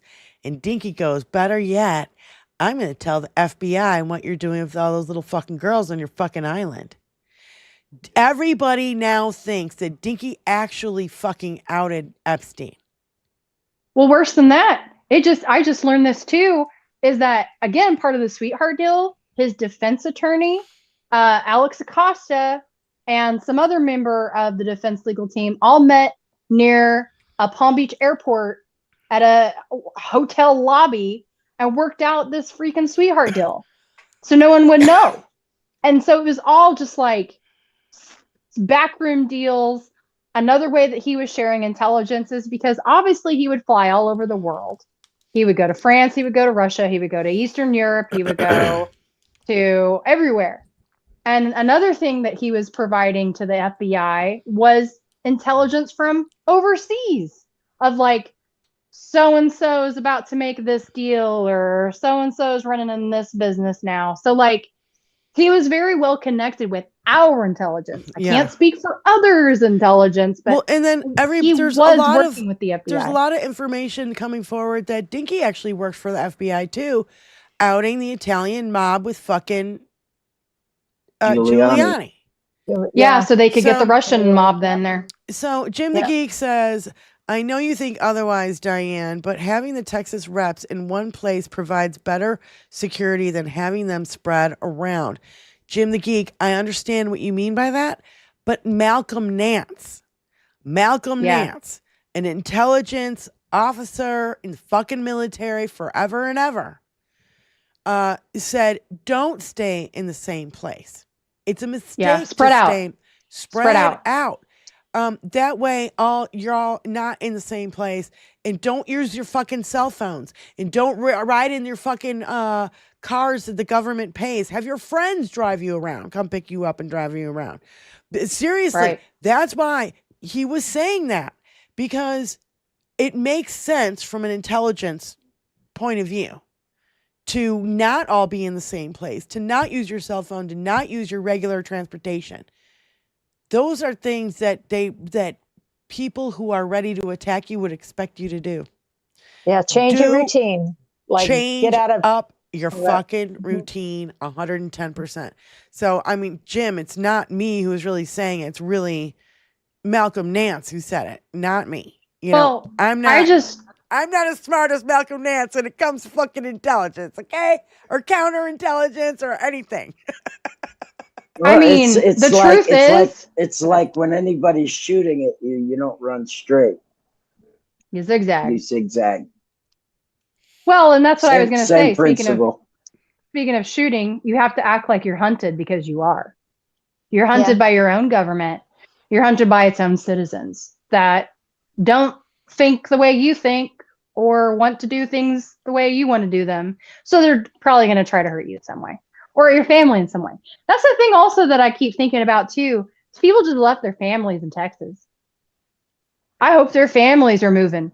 I hope their families are finding other avenues and places that they can go, people they can trust. Kidding. Because school's about to start soon in Texas. What the fuck are they going to do then? Because they have to hold out. If things don't get resolved in the coming weeks or months, they would have to hold out. I think the end of session is November or December. And then they would be able to go back. Per Texas law, they would be able to go back. Right. Call from Kathy Zinn. Kathy's in on the phone. Thank you so much for calling, Kathy. How you doing?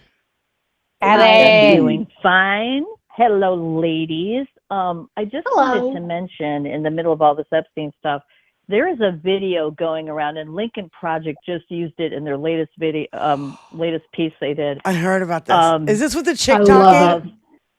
No. This is the video of Epstein's deposition in 2010. And the questions are very simple. They ask him, do you have a personal relationship with Donald Trump? And he pauses. He's got this strange look on his face, and he says, well, what do you mean by personal? They said, well, do you hang out with him? Do you go to parties with him? He's like, oh, yeah. And they said, have you and Donald Trump ever been in the presence of women under 18 years old? Yep. And he gets really quiet. And then he just stares into the camera and he says, well, I'm going to have to take the 5th, the 12th, and the 14th Amendment on that. It is just, he says it in the most creepy voice. And it's like, oh my God, it just, and basically what the Lincoln Project does, they take this video and they say, because it's called Sheep. If you're on YouTube, it's a Lincoln Project piece called Sheep.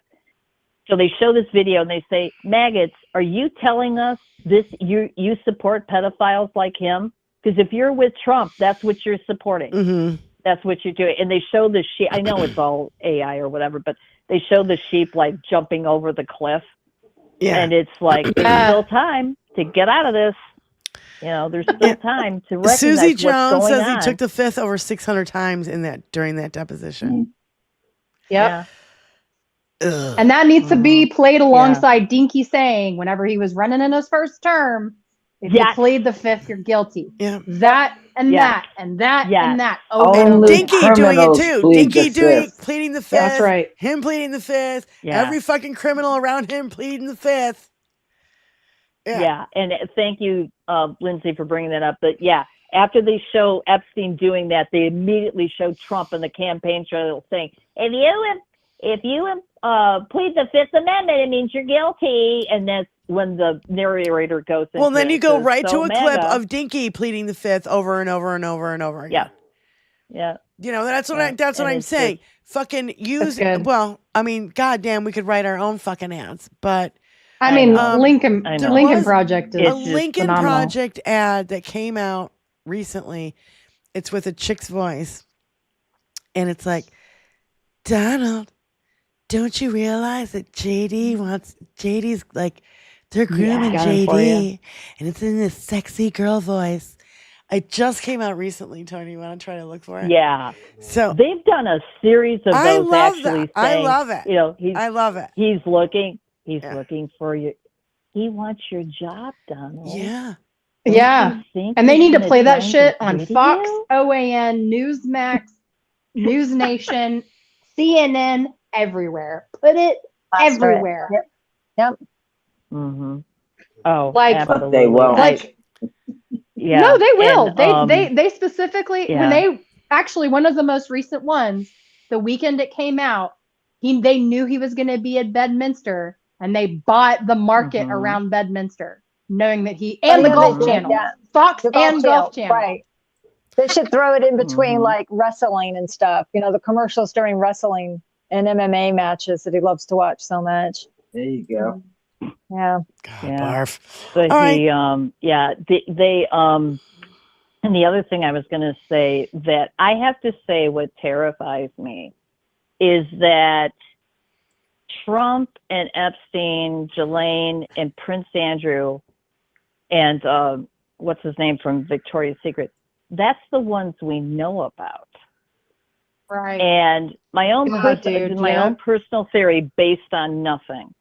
But I'm thinking that all these assholes are willing to let Trump take the heat for the whole thing so that their names stay out of it. I mean, these people will stop at nothing to make sure that they are never named, their names never come out, and their deeds never come out. And you got to really think about it, though. Just think about it for 2 seconds here. You've got world leaders. You've got Prince Andrew. You've got CEOs of major banks. You've got major players like that rich guy in fucking New Mexico and Les Wexner, who owned, I don't know how many Victoria's fucking Secret, companies. right? It was like Victoria's Secret. It was Abercrombie and Fitch. There was one that was like cheaper clothes. I can't think of what's it called right now. He owned like major clothing companies, major ones, and had access all the modeling agencies and all of this stuff. You guys can't start checking off all these fucking boxes and going, it's clear, it's totally clear. Oh yeah. How come Virginia Giuffre fucking ended up with Epstein? Because it was a deal that they had. He'd fucking hire him and he'd steal him. As long as Dinky could have their fucking way with him. How come girls ended up from Dinky's pageants to being Epstein's victims? You don't think there's a fucking through line there, maggots? Can't put that and in. There was another one. Yeah, Ghislaine. Forever 21. Can't remember. Limited. Yeah. Ghislaine was working for a modeling company, and that's what she was doing. Apollo Group. I think that's what she was on. Yep. It doesn't matter. I can't remember what company it was, but Ghislaine was her job. They weren't ever gonna be models. No. They were getting recruited to go be with Epstein and Trump. Yeah, they got to go into schools and set up a table and talk to the girls as they go through the hall between breaks to try to have them sign up. Like, you let them right in. Yep. Well, most disgusting it was most disgusting, obvious fucking child sex trafficking fucking ring that I've ever seen in my life. And you Republicans are protecting it. Kathy, thank you so much for calling in, sweetie. Take care. You guys have a great weekend, and hopefully see you Saturday night for the double feature, right? Yeah, double feature Saturday night. Yeah. We're Thanks going to be watching. Thanks for plugging it. Keep up the good work, ladies. Thanks, honey. Thanks, Kathy. Love you. Bye. Bye. We're going to be watching the Dubious Friends of Donald Trump. It's like a 3-part series, but they're kind of short, like 40 minutes, 30 minutes, 40 minutes. And then the last thing I want to watch is it's an hour and a half long, and it's Dear Miss, A Revolution in Writing, and that is about Miss Magazine and how it was started, created. I love Gloria Steinem. She's one of my favorite all time. Like, I want a picture of her. Not like I want a picture of her in the 60s in her ultimate, like, when she was super hot. And like, instead of like not Brooke Shields, who was it? The guys all had posters of that one chick with the red bathing suit. Farrah Fawcett. Yeah. Who gives a shit about Farrah Fawcett? Gloria Steinem was the fucking shit. So I want to watch that too. And it's really, really great documentary, and it's on HBO. The Dubious Friends is actually on YouTube, but the HBO thing I definitely want to share with you guys. So it's going to be a great lineup for Saturday night. We're going to start early at 7 p.m. Eastern Standard Time. Normally we'd start this at 9, but since we're doing the double feature, we're going to start a couple hours earlier. So 7 p.m. Saturday night, double feature, Dubious Friends and Dear Miss, the whole background about how Miss Magazine started. So that's our Saturday night. Woohoo! We're going to have some fun and Zoom watch party. So it's going to be great.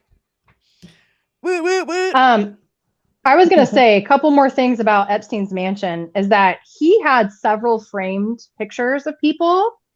And of course, he had Dinky, but he also had MBS in a framed picture, Larry Summers, and Elon Musk. All were in framed pictures. Woody Allen, he was invited to a dinner party. Did you guys hear about this? No, but I saw Woody Allen wrote a note in the 50th birthday party book or whatever. He essentially referred to Epstein's mansion as a vampiric lair. When Woody Allen is fucking judging your ass that harshly. When Woody Allen is saying that shit. Yeah. Wow. Holy shit. You got a fucking problem. That's like Diddy going, dude, Epstein was too much for me. I couldn't hang out with him. He was too gross. I know. How dumb is that? So there is one thing I do want to bring up, guys. At the Zorro Ranch. Zorro Ranch, that's what it's called. Yeah. Yeah. There are a couple of commissioned paintings that he had. And one of them keeps rolling around right-wing talking points, okay? There are two pictures that were painted. One was of President Bush Jr. sitting on the floor with a folded paper airplane like a kid, aiming it at two tall buildings. It was a dig at his most memorable moment as president and the Twin Towers. Christ. Fuck me. How fucking dark. Then there was one of Clinton, and he's doing this to the camera, to whomever's painting. Well, it's not him, but it's a painting of him. And he is in a blue dress. That is Monica Lewinsky's dress. Right. Yep. He was never wearing a dress. He did not sit for the picture. But you get these right-wing talkers carrying on about how Clinton was wearing a dress. So if you ever come across that conversation, that is how to put it in context for them. Yeah. And you mean Jeffrey Epstein's commissioned paintings that he had at a fucking ranch and fucking the Zorro Ranch where he raped more little girls? Yeah. And look at the pictures because there's meaning behind them. It doesn't take a whole lot of brains to figure it out. So this is why he and Dinky are friends, is because one of the way they hate themselves. So one of the way that they feel they can regain power is through humiliation. They will put people through humiliation rituals and pit people against people. It goes deeper than that because these people actually get a boner out of people suffering. They're sadistic. 100%. They're sadistic. They're psychotic or I forget the word. Sociopathic or I don't know. I forget the fucking word. But they're fucking sadistic. That I do fucking know. That's one thing that has been a pattern consistently from Dinky since he fucking rolled down that fucking golden piece of shit escalator and his piece of shit fucking whore of a wife. Fucking, he is sadistic. He came down off the escalator and said Mexicans are rapists. Yeah. Well, and it was also that same elevator that he goes, are you going on the escalator? I'm going to be dating her in 10 years, talking about a 10 or a 12-year-old. I've been screaming this motherfucker is sadistic for a decade and nobody will listen. And every time I say, God damn, this someone says he's sadistic in a fucking chat, I'm like, thank you. I've been screaming that for 10 years. Oh my God, thank you for noticing it. Finally. Because I've been seriously, he's a sadistic son of a bitch. Yeah. I've never seen anybody who gets so much joy out of people fucking suffering. Oh, yeah. That's one of the last conversations that, Michael Wolff had a recording of Epstein talking about was how Trump used to connect with him when he was the president the first time and kind of get a giggle out of the fact that he was pinning the people in his office against each other and they were fighting. Yeah. He thought it was great. Yeah. He loves this shit. He specifically minted Kellyanne Conway. He would sleep with wives of friends to create a divorce. He would call. Yep. He would call. So he would get the husband in his office at Trump Tower, and he would put the speakerphone on and put it on like mute, so like they could just hear the conversation. And he would call their wives, the guy's wife, and he would ask him about a party or did he. That chick that at that event, did you hook up with her or whatever? And he would make drama. And then he would try to befriend the wife and be like, well, you know how you could get back at him? You could fuck me. Yeah. And that's what he would do. He would literally fuck his friends. Like, His friends' wives. I get, like, I am not here to kink shame. Like, if you want to be in an adult and have those kinds of swinger or consensual relationships, that is not my business. But when you do it to manipulate, when you do it to fuck people over and fuck with their lives, I cannot with you. Yeah. And you get that high and you do it again and get the high. And suddenly you realize this isn't cutting it. I got to do something a little bit more drastic and a little more drastic. So here we are in a situation where this man is out of control and in the White House. And that's why I'm like, he could be very dangerous. Just out of fucking boredom. You know, I want to see people die. How can I do it? He is gunning. Yeah, he is gunning to send the FBI. He's a fucking rat cornered. Like, seriously. Yes. And I don't see how he gets out of this. I seriously don't see how he gets out of this one. He dies, Diane. Yeah. And I'm not trying to say pew pew. I'm just saying, like, it. How many times have you heard, and how many times have I said? You've heard Hal say it. You've heard people on Stephanie Miller say it. This has aged him more in the last 6 weeks than his entire first term. Yeah. And I mean that. I mean that. He is not well. He looks like shit. That walk on the roof, even though we were Biden on the roof, forget it. Forget it. Can you imagine if that was Joe Biden? The fucking right would go into a fucking coronary meltdown. You can't put nukes on a fucking roof.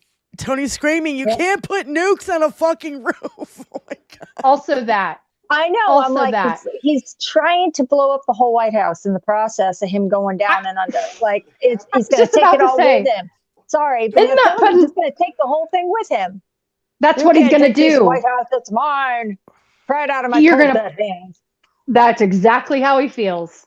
And that is exactly what Scaramucci said. One of it's all the humiliation and hate, self-hatred, and whatever. But really what he wants, this is what he wants.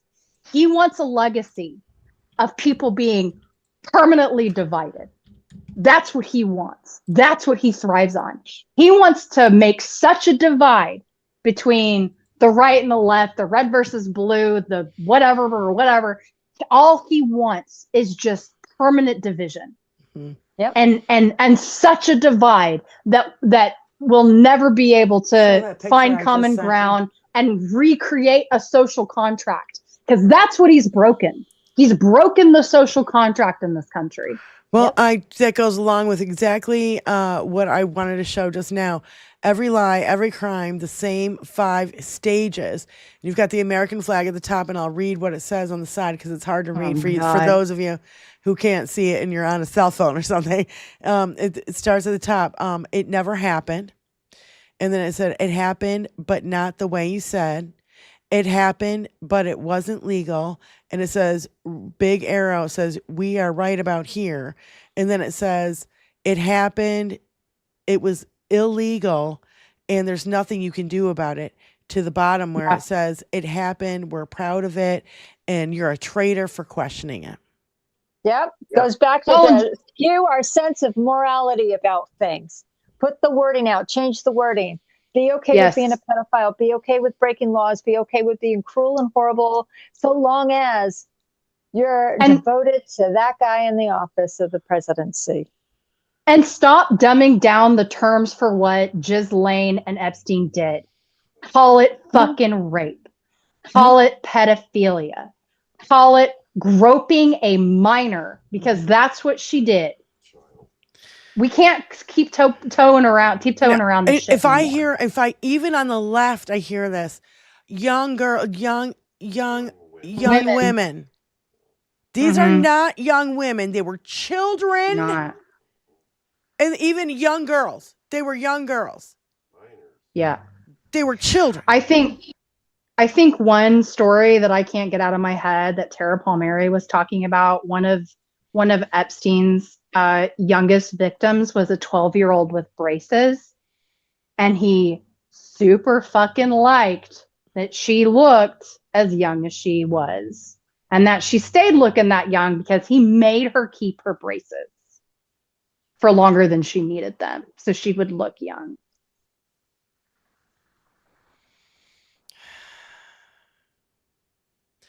So I have to agree with this. Jack Hopkins on Blue Sky says the other countries of the world, please begin lobbying your leaders now to skip the 2028 Olympics in the United States. And I'm like, yes. If Dinky is still in power, you must boycott the fucking Olympics. If you don't, the people who travel here from other countries are going to get sent to fucking prisons around the world, and we don't know where they're going to be. And if they outperform us, that's going to be a real problem. I wouldn't be doubting if they're telling the people already, you guys got to like hold back. Come in close, be a silver, but don't take their gold. Oh, yeah. It's going to be like Nazi Hitler, where Nazi Germany, where all the Germans won all the fucking gold medals. Is that what it's going to be? No, there was that one runner. What's his name? What was his name? He was a black man. Jesse. I want to say Jesse Owens. Jesse Owens. Yes, thank you. Yes. When everyone else on the podium was giving their hearts to the audience, he was like, "Black power." Like, no, power to the people. So I wanted to show you guys this because this is actually what the fuck is facing us, and I think that if you don't know about it, all of us should know about this. This is not fucking cool. What is happening with these fucking tariffs and how badly it's going to start really fucking hurting. So please go ahead and play this, Tony, because this is important. I said important. I did not say important. And they are so important. And they are importante. Muy importante. Absorbing the cost right now. I'm absorbing the cost. Will you continue to absorb the cost? No, I won't. I can't afford to. Starting tomorrow, new tariffs of 15 to 50% will take effect on many food imports, jacking up prices on produce from Central and South America, like bananas, pineapples, peppers, and cucumbers. And popular seafood from Indonesia and Vietnam now facing levies of up to 20%, double the previous rate. Higher tariffs also hitting imported coffee, olive oil, meat, and cheese. The price went up on the Reggiano Parmesan, so I cut the wedges smaller. So they're only $10 each. Also impacted European spirits. With pre-tariff inventories running out, you may see price hikes on wine from France and Italy. If so, Leonard says consider buying American. It's a lot less expensive. Will there be a shift in wine, say, for instance, from Europe to Napa Valley or Washington State? Leonard promises to disclose any price bumps from tariffs to his customers. But when we asked other supermarket chains if they plan to do the same, none would comment. President Trump has posted that retailers should eat the tariffs. Rick Volpe is professor of agribusiness at Cal Poly. Retailers are going to be very careful and cautious about increasing prices and advertising that. Shoppers we spoke to say they want stores to be honest about tariffs. I think we appreciate that because we want to be an informed consumer, and being able to budget and plan accordingly is helpful. I don't think businesses should eat all the tariffs either. I mean, I agree. We should be aware of how these policies are affecting us on a day-to-day level. Another tariff impacting food prices, the 50% levy on imported steel and aluminum, metals commonly used in grocery packaging. Experts say it could soon raise prices on dozens of products. Packaged, processed, prepared foods that rely more heavily on storage. So, of course, we're talking about beverages, we're talking about canned foods, we're talking about foods that rely on foil or metal containers. There is some good news. Because of reciprocal tariffs overseas, sales of some American foods like lobster have slowed, leading to higher supplies and lower prices. We've lowered these lobster prices $1 each. That's significant. Yeah, so enjoy your lobster. Another tip to avoid tariff price hikes, experts say stock up now on imported wine, spirits, and coffee, canned goods like sodas, and imported meat and seafood. Buy it fresh, and you can freeze it for up to several months. Good advice for consumers weary of paying more at the grocery store. When you hear about tariffs, when you hear about price hikes, what do you think as a consumer? I think at some point it needs to stop. Some point it needs to stop. Fucking Christ. 50% tariff on how about Brazil. How about them lower food prices, everybody? So But there's lobster, Benny. Yeah, lobster's dirt cheap. Holy What'd you shit. fucking do? Who the fuck knew? that you can get lobster and caviar and all this shit for fucking cheap, but you can't get a fucking onion for less than $5. You know what I mean? It's dumb. So now I forgot what I wanted to say. Son of a bitch. I hate that when that fucking happens. The steel, aluminum, and copper tariffs. No, I know what I was going to say. Hold on. Okay. Coffee. I'm not a coffee drinker, but because Brazil is going against Bolsonaro or whatever fuck his name is, fucking Dinky put a 50% tariff on fucking Brazil. Where do we get our coffee? Fucking Brazil. So most of our coffee comes from Brazil. So I'm not a coffee drinker. I'm really curious as to how much coffee is going to fucking skyrocket. It already has. Incredibly high. What, a $10 thing of fucking coffee is now going to cost $50? No, it's like literally doubled since the beginning of this year. And I'm not kidding. Yes, and I buy the same stuff every time. I haven't seen it. I get a Market Basket, which is a chain in New England of grocery stores, of whole bean coffee. I get the hazelnut for $7.99. I grind my own, got a little grinder, and it hasn't done anything. And literally tomorrow on my way home, I'm running through that grocery store and I'm like picking them out of the shelf because I'm getting all the ones I can get because I know I'm going to end up buying it. But you guys have already started seeing like hikes in coffee. Really? The one that I buy was $11.99 at the beginning of the year, and it's like over $19 now. So it's almost doubled in price. All right, I want to play this. Yep. Tony wants to play something. Go on, Joni. Go on with your bad self. Cost. Will you continue to absorb the cost? No, I won't. I can't afford to. Starting tomorrow, new tariffs of 15 to 50% will take effect on many food imports, jacking up from Central and South America, like bananas, pineapples, peppers, and cucumbers. And popular seafood from Indonesia and Vietnam now facing levies of up to 20%, double the previous rate. Higher tariffs also hitting imported coffee, olive oil, meat, and cheese. The price went up on the Parmigiano Reggiano. Aged for 24 months. Oh, no. Yeah. No. I know. I'm looking at that. I'm like, so I cut the wedges. My charcuterie boards are going to struggle. Just smaller. Shrinkflation. Isn't this what Biden was trying to combat? Yeah, the price gouging. Yep. And we could have had the lady in the fucking White House who was gonna fucking fight against all this bullshit. But no, you had to have the predator. You had to have a sexual fucking convicted fucking pedophile. Well, and what's worse is Brazil is now hooking up with China. They're talking about doing trade. India told us to fuck off. I mean, India's done with us. Same with Japan. Japan told us to go. Same with Japan. Australia told us to fuck off. Canada told us to fuck off. Mexico told us to fuck off. They didn't say please. Canada, please. No, I'm just kidding. No, Canada's mad. Canada's so mad. Like, instead of saying, will you please fuck off? They're like, you motherfuckers, will you fuck off? Step the fuck off. And hey, we're sick and tired. We're like living in the apartment above a fucking meth lab. Fuck off. For real. Yeah. No, I don't blame them. There's not going to be nothing but Applebee's and Cracker Barrels left in this fucking country. I swear to God. Oh God. That's all we're gonna have. We're gonna have barbecue. We're gonna have barbecue. We're gonna have Cracker Barrel and Applebee's. That's it. And it's all barf worthy. That's why nobody's gonna go out to dinner anymore. I'm like, where? I was like, nobody I told Tony, go out to Tony, dinner we gotta buy the anymore. greenhouse now. We have to. I don't know how we're fucking gonna eat if we fucking don't. He's like, I already bought it yesterday. It's like, good.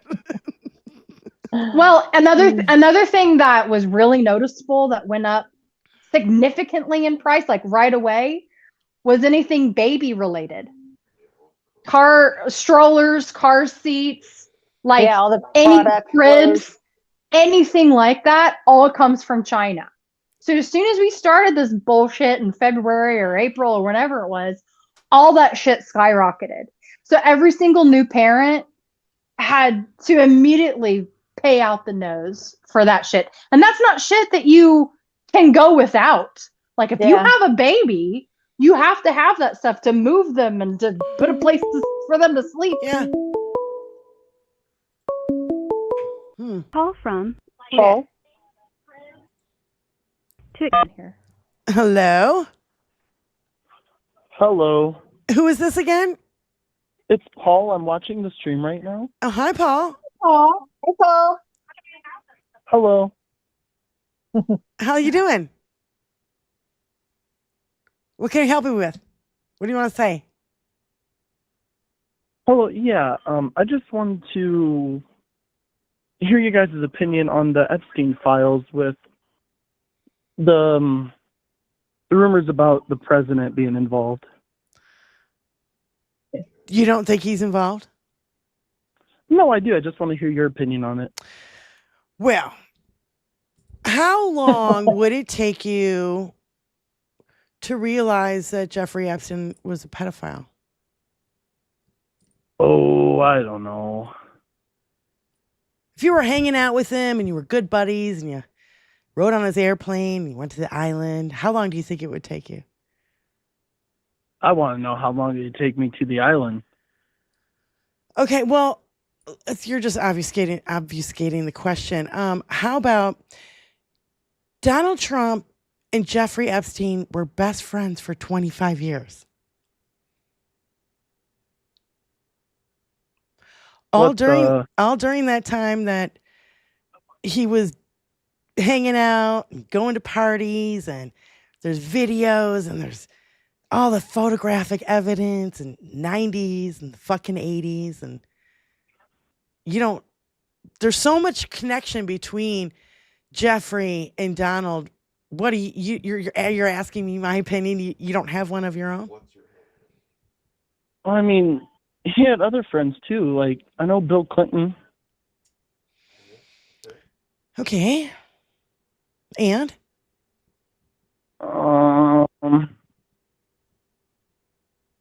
What's your point, Paul? All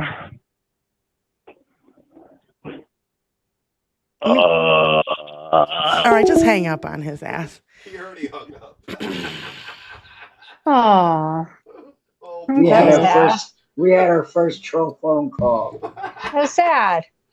So Paul doesn't know Paul, his he ass wasn't from involved. his ass from his elbow. We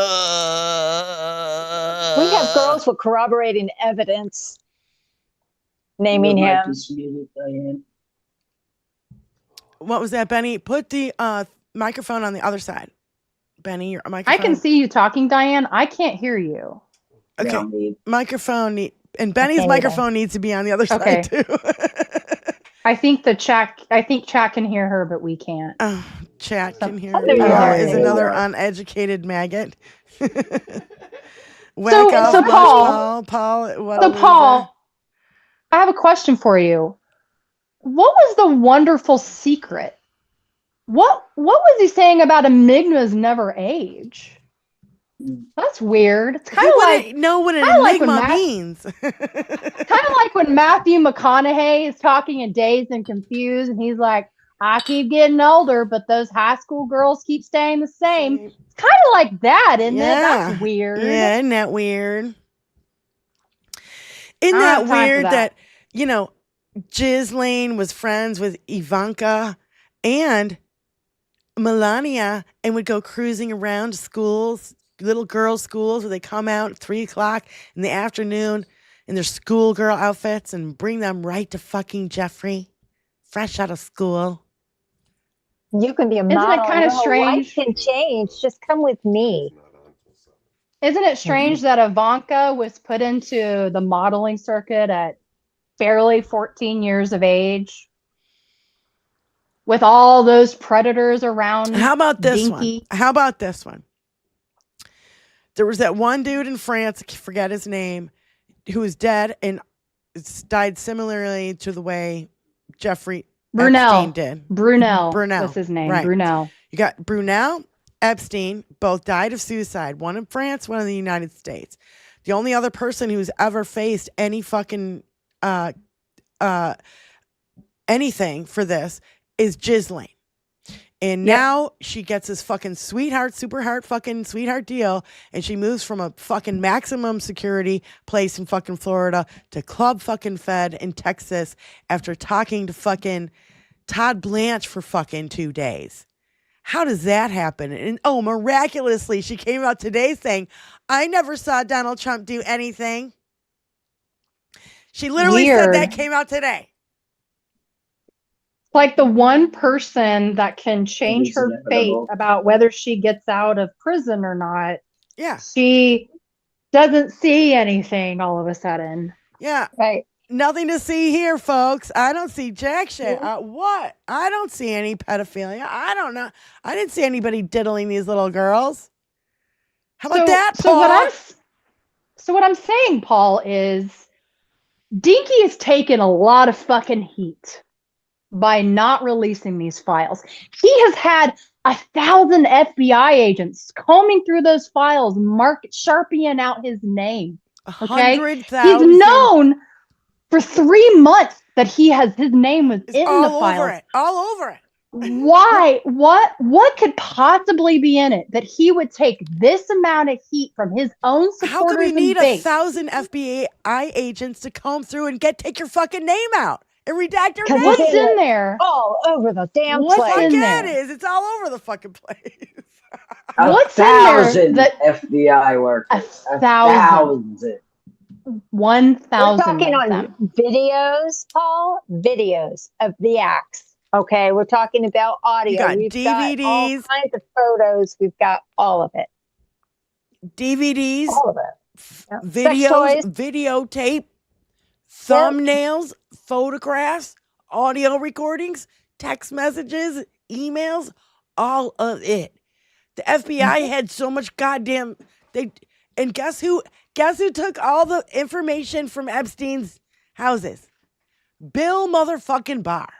Bill motherfucking Barr's daddy hired Jeffrey Epstein at that prestigious girls' school when Jeffrey Epstein was a fucking college dropout and never got a fucking degree and had no fucking business teaching at, what was it, Dalton School for Girls or whatever? Yeah. A prestigious school in fucking upstate New York. Give me a fucking break, Paul. When are you going to realize? Hey, Paul. Hey, Paulie. Pull your head out of your fucking ass, okay? Because you can't see fucking straight. It's my terrible New York accent. I mean, and what is so bad that is contained in those files that Tony.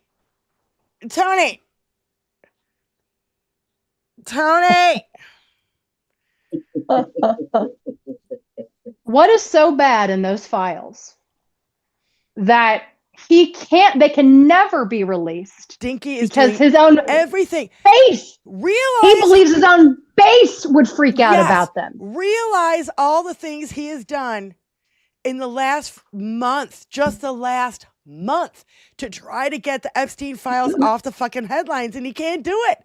This shit's not going away. This one's going to leave a fucking mark. I actually think he's going to fucking not get away with it this time. He can't catch and kill this one. Yeah, Paulie, think of this. He would be the hero if he let it all out. And then we'd all know what was in it and who the bad guys were. Right. So why is this one man deciding that, they need to have his name crossed out of all of it, and nobody's going to get to know what happened and with who and where and when because of him. And even when he said the other day, he's like, it's all bullshit, and we got to protect people who are in there that, didn't do anything. Are you talking about yourself? Are you projecting again, motherfucker? Because we can see right through your gaslighting and your fucking hypocrisy here. Like, you're not hiding anything. You're not getting away with anything anymore. He's tampered with evidence. He's destroying evidence. And I think it was Norm Eisen that was talking about after he released the MLK Jr. files as a way to try to change the news cycle. He said, I just want to be clear about something. The same mechanism that released those files, he could use the same mechanism to release the Epstein files. Yep. All of them. Yep. It's the same form. It's the same way of classification. 2 seconds. Also, if they're classified, didn't he say he could declassify shit with his mind? Yeah. His mind, yeah. Why hasn't he done that? Paul, I'm just trying to tell you, you're a fucking idiot for believing this, man. That's it. Jesus. Oh, God. Paulie, my best advice is just sit back and be quiet and just listen and let it sink in. Don't say anything else because don't hurt yourself. There's gonna be a day real soon, and you're gonna be like, "Ooh, I'm glad I didn't say all that stuff to these people or whomever," because you're gonna look like a real fool. So sometimes it's best to say nothing at all. Yeah, 300 gigabytes of hidden camera videos. 300 gigabytes. Do you know how many? Gigabytes? I don't even know how to explain how big that is. Tony, try to explain to me how big a gigabyte is. Big bada boom. 1 gigabyte. How about 1 megabyte? Okay, 1 megabyte, which is smaller than a gigabyte. Which is 100 megabytes is a gig. Okay, 100 megabytes is 1 gig. Yes. So what can 1 megabyte hold? A lot. Like how much? Too much. Too much. Do you see my point? It's like trying to talk about gazillion dollars. Like it's like the numbers are too big. And when you have 300 gigabytes of information, it could fill my basement. Wow. It could fill my basement with pictures and videos and if everything was analog. But it was on Pam Bondi's desk somehow. Maybe her desk was in pieces afterwards. Maybe that was what she meant. It just fell under the weight of the dump truck. Under her there was a dump truck full. Yep. 100 Oh man. 1 terabyte. Well, I would like to say one thing, and I'm feeling a little bit of hope. Last time Tuesday, I think it was, I said, wait for the girls to start rallying as women and coming together. So the representative, the attorney that represented Katie Johnson in 2016, her name's Lisa Bloom. You might know her mother, Gloria Allred. Yep. I've heard Gloria Allred's getting these girls together. And I'm like, hell yes. I saw that last night. I watched an interview. Oh, this is their moment. One of the victims. Fix your microphone. Yeah. Benny. And they have Benny, you got to to fix your think about microphone. Your microphone needs to be on the other side, sweetie. And listen, if they end up getting called into Congress to testify, they need to make sure they've got representation to protect themselves. 100%. If nothing else. So let's just hold space there with that. So I wanted to. And she looks good. Gloria looks really good. Yeah. Always. I wanted to. Here is the sheep video that I think you were talking about with nice. Have you ever Epstein. Yeah. Okay, go ahead. Lincoln Project. Yeah. God, Rick Wilson is killing it. Killing it. Have you ever had a personal relationship with Donald Trump? What do you mean by personal relationships? Have you socialized with him? Yes, sir. Yes? Yes, sir. Have you ever socialized with Donald Trump in the presence of females under the age of 18? Though I'd like to answer that question, at least today, I'm going to have to assert my 5th, 6th, and 14th Amendment rights, sir. If you're innocent, why are you taking the 5th Amendment? What about it, MAGA? You gonna take this? Jeffrey Epstein takes the 5th about Donald Trump, and he won't release the Epstein files. He thinks you're sheep. Stupid sheep. This is it. This is the moment you have to decide if hiding the secrets of a giant pedophile criminal enterprise is really who you are. Demand the release of the Epstein files. Or be a sheep. Your choice, MAGA. Oh my God. Jump. Whoa. God damn it, I love it. Jump. No sheep were harmed in the filming of There's- the commercial. Those are AI sheep. Yeah. They flew away. Yep, that's right. Nothing happened. No sheep were harmed in the making of this video. Wait. Okay, here's the other video. This is the video I because- wanted to show. So that was the video you wanted, Lindsay, and this is the video I wanted. This is with the girl talking, which I like it when the girl talks because I think he will get more pissed off about it. Yes, yes. Oh, another Lincoln Project. Hi, Donna. She's so sassy too. Donald. Yeah. If only there was a pair of floating tits at the same time that her voice was talking, then we'd really have it. It would be epic. Yeah. Because I'm convinced I'm convinced that's all Dinky sees is tits, ass, and lips. That's it. That's all he sees in a woman. Yep. Maybe maybe you have to scroll down. You have to hit that and scroll down. Which one do you want? Is this the JD Vance one? Tony, hold on.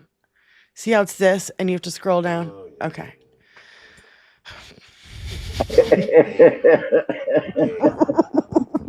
Hey, Tony's had some ketamine or calamine or whatever. Yeah. Give him a He's high on calamine lotion. Leave him alone. It's just the video. He's in outer space right now, Diane. You just let him It should be this. It should be like an ad. It's the one underneath it. JD has a plan, Donald, and he's out to get you. It's underneath that. Oh my fucking God. Go back. It's this video. It's an ad. Okay, scroll down. Scroll down, scroll down, scroll down, scroll down. Keep going, keep going, keep going, keep going. Keep going. Right? Underneath that. The one underneath that. The one underneath that. That's not the one underneath that. I hit it with a that one. Oh my God. Tony. Mom, Dad, stop. No, stop, don't. Vladimir, stop. Bear, stop. Bear, no, Bear. Ew. Oops, Donald. You thought you sent JD Vance to talk to Rupert Murdoch about stopping the Epstein story. Well, that didn't work. But there's something you should worry about, Donald. Something you should think about. What if JD Vance cuts a deal with Rupert? Maybe JD Vance and Rupert figured out the succession. Who comes after you? They don't want to wait. Maybe they talked about when to start the 25th Amendment process to take you out. You should have sent Don Jr. or someone else that you could trust. Because you know JD Vance will tell anybody whatever it takes to get what he wants. And Rupert, he won't just listen to JD. He'll take action. And if JD and Rupert get their way, you'll lose, Donald. You'll lose everything. Everything. Love it. Love it. Everything.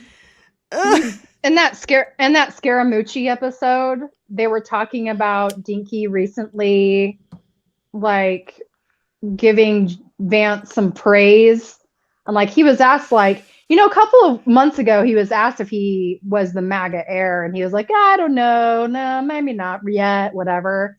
And he recently like said he was, but I don't think that's true. Even Scaramucci was like, he wants Don Jr. to be next in line. I heard that too from somebody else. I can't remember who it was, but that Dinky really wants Don Jr. in. And Tony, I just sent you another video from Lincoln Project, and it's Julie K. Brown talking on the subject of Ghislaine. Yes. It's very short, so man, go ahead. If we ever get into the topic about Ghislaine and her dad, but I know a lot of shit about her dad. I know that Rick Wilson did a whole interview with Julie K. Brown, and I haven't had a chance to watch it, but I will be watching it at some point. It's good. Yeah. It's very good. She seems awesome. He's killing it. By the way, for those of you who don't know, Julie K. Brown was the reporter who broke the story in the Miami Herald, like back in the fucking day, like I don't know, in the early 2000s, right, Lindsay? Yes, and she's been working with Tara Palmieri. Tara Palmieri, and Virginia Giuffre went around the country trying to talk to former employees. All right. Sorry, go ahead. They have said this publicly, that she was even worse. Track down these beautiful girls, give them her business card and say, I have a very wealthy man and he wants a traveling masseuse. If you work for him, he will help you get into the modeling. You're so beautiful. You could be a model. It was all this song and dance, and they trusted her. She attracted them. So I encourage everybody to go watch her video because I've never really seen Julie K. Brown interviewed. So I'm definitely interested in watching that. She's so badass. We have like about a half an hour to go. Well, we're already over a half an hour. What? We're over a half an hour? I forgot we started at 4. And normally like we go to 7. And I'm like, oh, la-di-da, we got another fucking half an hour. Is Hal even on? That's because we started at an hour later than usual, or earlier than usual. It starts at 7. Hal is starting at 7. So we can. So he's on or he's not on yet? Oh, he's not on yet. Yeah, we could quit now and give everybody a fucking break. Because I know you guys tell went us, for chat. Boston Brian. You know I can keep fucking gabbing. Yeah. You tell us, chat, what you want to do. Yeah. We'll leave it up to y'all. All right. We'll leave it up to y'all. We'll stay on for the next 30 minutes. Thumbs up.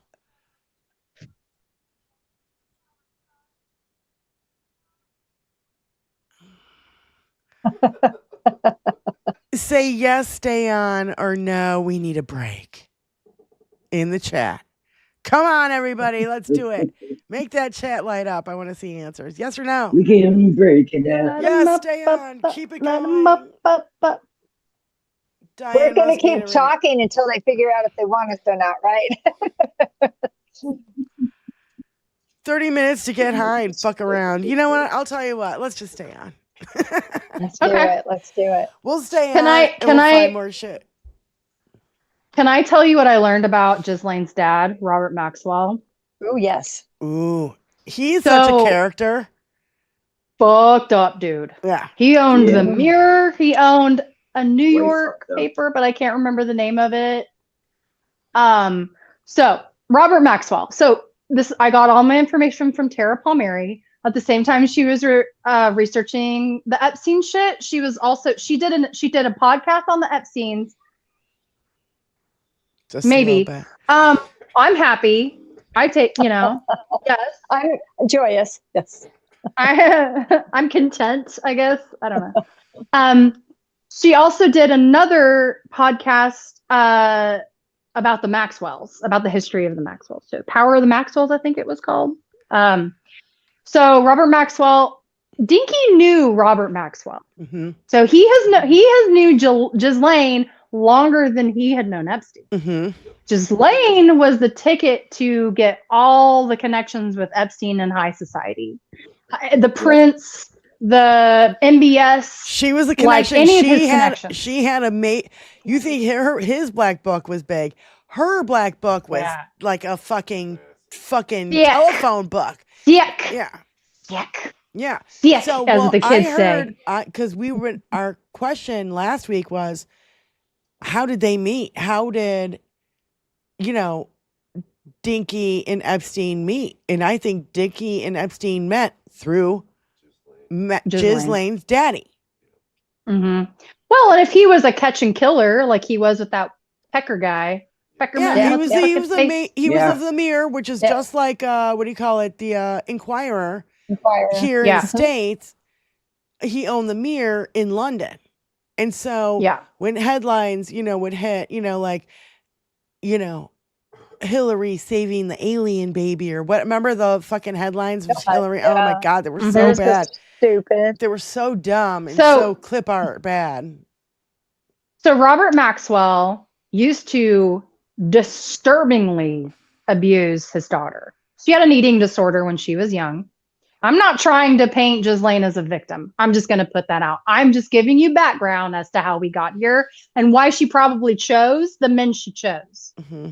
There's a lot of psychology there.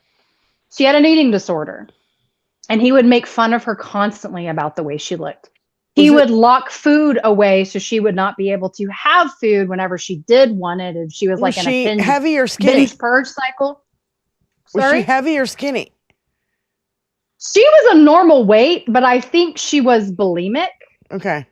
And she would go through binge purge cycles, and he would lock food away so she wouldn't be able to get fat in his eyes, because he wanted her to like marry someone like him, right? He wanted her to have like a high society situation, and that's not what ended up happening after he died. But let me tell you how he treated people.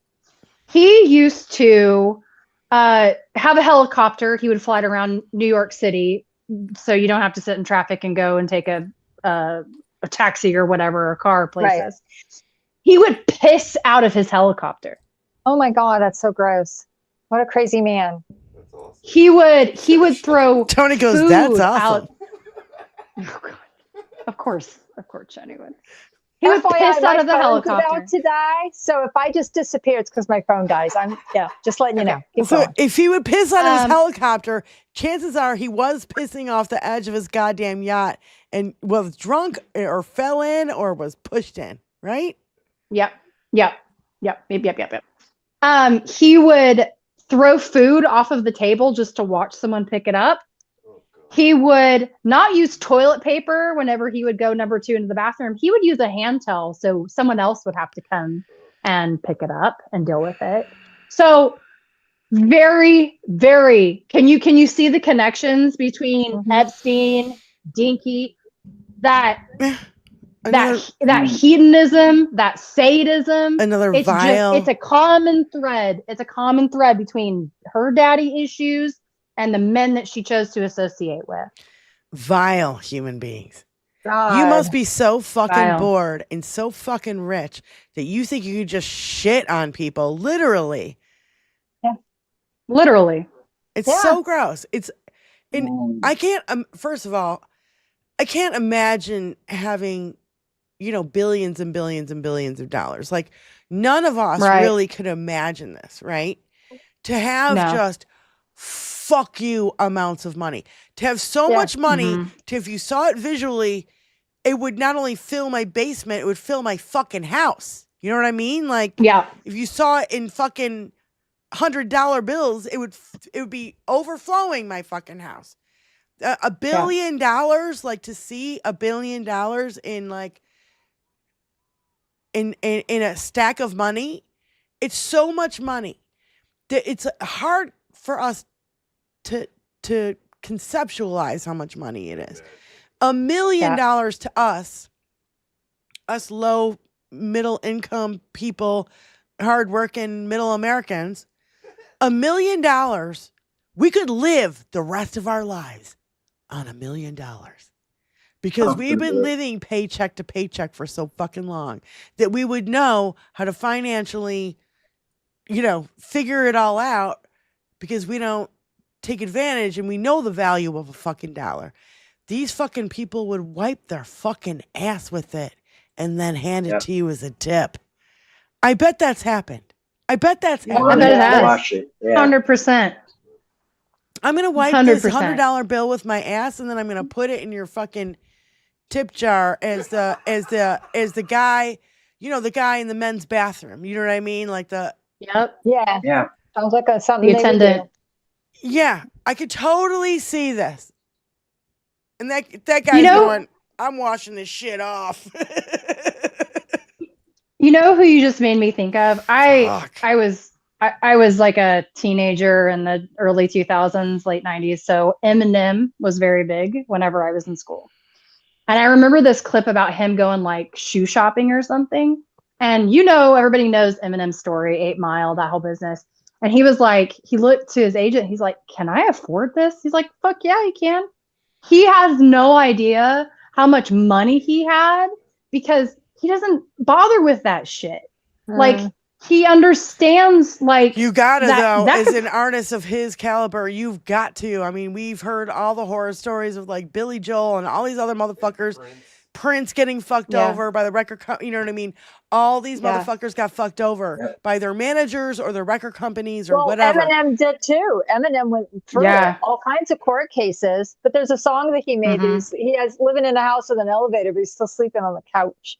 Like, that's it, Yeah. It's like an old habit to die. Like, old habits die hard. Like, whenever you like are brought up that rough, even if you get money, you still don't blow it because you don't know. You're always under that assumption, like maybe there's not going to be a payday tomorrow.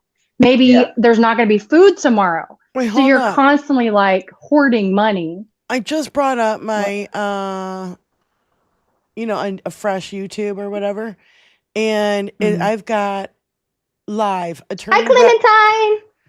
Sorry. Attorney representing victims of Epstein holds a press conference. This is Gloria Allred. Yes. Bring it on, girl. All right, hold on. They're just sitting down. Sitting down. I hope my Did phone you lasts see? 2 days. I want to see. All right, hold on. Pause. Did you see? Go 41 seconds in, Tony. Can you see it? Go refresh your YouTube. So this is what was it's her on name again? Associated Press is what it's on. So go to the top and just search Associated Press because it's over now. It is 26 minutes long. I just want to play like the top of it. Okay. Needle drop it. No, let's just play the top of it and see what she says. Because she is going to start, you said earlier, she's going to start representing the victims. And I think somebody should. Can't wait. 100%. Congress isn't giving them a chance to talk. They're not even subpoenaing Alex Acosta. What the fuck? Yeah. Also, what does Hillary Clinton have anything to do with Jeffrey Epstein's court case? Nothing. It says it streamed a day ago, Tony. The wedding, I think. I don't know. Like, so what? Yeah, no, Tons of other people did too. Right. Sam Walton sat next to me at my grandpa's funeral. It's like, doesn't mean I'm involved with Walmart. Search. Right. Yeah. Hi, Clementine. You're so cute. I know. Clementine's adorable. Sorry, what? She's a space invader. She's a smusher. I want to just smush her little liquor. Sorry, what? Well, and she demands kisses. And Benny, you got to put that microphone on the other side again. I don't know why it keeps happening. Clementine moved it. Yeah, and if you turn your head the other way, I just love whenever she gets in your lap, Benny, and she looks at you like, "You better kiss me." You have to kiss the top of my head, or I will scratch your eyeballs out. Murder. She adores me as much as I adore her. How old is Clementine? I'm gonna say Walk in IT. 7. 7. Rachel, my cat, just turned 18. Wow. I lost mine at 21. There she is. There's Rachel. There's Rachel, my cat. Mushy little squishy face. Yeah, now I can't find it because I lost it in my feed. Mush. This is the conference. There she is. Who was this again, Sage? This is Gloria Allred. Her daughter, Lisa Bloom, represented Katie Johnson in her suit. Mm-hmm. Yeah, they're just getting in and sitting down. Go to about 41 seconds. I'm attorney Gloria Allred, and today we are here with the first victim to have documented proof that she filed a police report against Jeffrey Epstein. You guys have to realize he never faced a trial. He died before he went to a trial. That is another reason why Epstein's brother Epstein's brother had the separate autopsy, and Epstein's brother said he was looking forward to his trial, thinking that he could actually get off, you know, because it happened on the island or there was no proof and it's just hearsay. He said, she said, right? So he was actually looking forward to his trial. She just said there, if a trial had commenced, right, that this chick would have testified. But because the trial had never commenced, because he was off before a fucking trial could commence. And by the way, he died what? A week before the fucking trial was supposed to happen? Yeah. Seriously. A week before it happens, he's off in fucking prison? Give me a fucking break. If you don't think this is a fucking massive conspiracy, if you don't think that Dinky is absolutely trying to fucking bury this shit, you are fucking delusional, Paulie. I just had a thought. What if Ivana knew some shit about this too? And That's that what I was NDA was gonna for. Holy shit! Well, that's what I mean. was gonna say. Ivana knew a bunch of shit. Ivana was friends with Ghislaine and would ride around in a fucking limousine going to the girls' schools. Ivana was in on it too. She knew. Yep. They were picking And she girls. did too. And By the she way, she did. conveniently fell down the stairs. Yeah, missed that deposition, didn't she, guys? Just missed it. Oh, I'm telling you, we've been talking, Lindsay, one of the first times you came on the show, we've been talking about the body count behind Dinky. Yep. The body count is stacking up. Yep. In a major fucking way. Not just the 1.5 million people who died of COVID, which I totally fucking blame all on him. And any other right-wing conspiracy fucking theorist who didn't believe in vaccines or whatever, you died because of fucking Dinky. Okay, so. Yeah. But the helicopter crash, his wife, Epstein, the dude in fucking France, Bernal, whatever, all these Deutsche Bank fucking dudes. Kill them all. I mean, there's a massive amount of fucking bodies behind him. I just had this thought. He's real pissed off at Vladimir Putin right now. Wait. Say that again. What? I said he's real pissed off at Vladimir Putin right now. Maybe he's the next one. You mean Vladimir is going to fall out? He's going to get window cancer?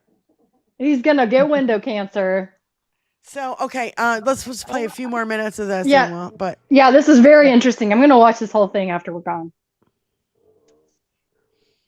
I watched it last night. It's one of my nighttime YouTube homework assignments. When Gloria speaks, Benny Loco listens. Oh, this is from yesterday? At that time, Yeah. perhaps many other women and children could have been spared from the sexual abuse and sex trafficking that many were forced to suffer. The failure of the criminal justice system to bring Jeffrey Epstein to meaningful justice was repeated in the cases of many other victims over decades after Alicia's experience with him, and resulted in Jeffrey Epstein's misconduct becoming worse and leading to child sexual abuse and trafficking of underage girls. It included his friend and co-conspirator, Ghislaine Maxwell's conviction for conspiracy to entice minors to travel to engage in sexual acts, conspiracy to transport minors to participate in illegal sexual act, transporting a minor to participate in illegal sexual acts, sex trafficking, conspiracy, and sex trafficking of a minor. She was sentenced to 20 years in federal prison for her crimes. Now, decades later, the public and many of Epstein and Maxwell's victims are insisting that they want to know how Jeffrey Epstein and Ghislaine Maxwell were able to get away with their crimes for so many years. There you go. They also want to know who else may have enabled them or assisted them in their sexual exploitation and trafficking of women and children.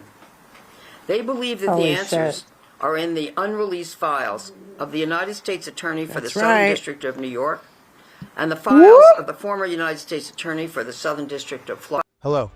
Oh, you fuckers. All right, fuck you and your fucking commercial. Fuck you, Adam Ferrari. No, but I definitely want to watch the rest of that too. Holy shit. Oh my God. Yeah, that makes me so happy because I told y'all I felt something was going to happen, and I didn't realize that came out last night, but I heard her name talking to some about it, and I was like, oh, I want to see this. So I'm glad you found it because I'm going to go watch it. Yeah, it's on Associated Press. Okay. It was yesterday. Tony, you want to drop the link in the chat? No. Who else has Gloria Allred? What other cases has she worked on? I know the name.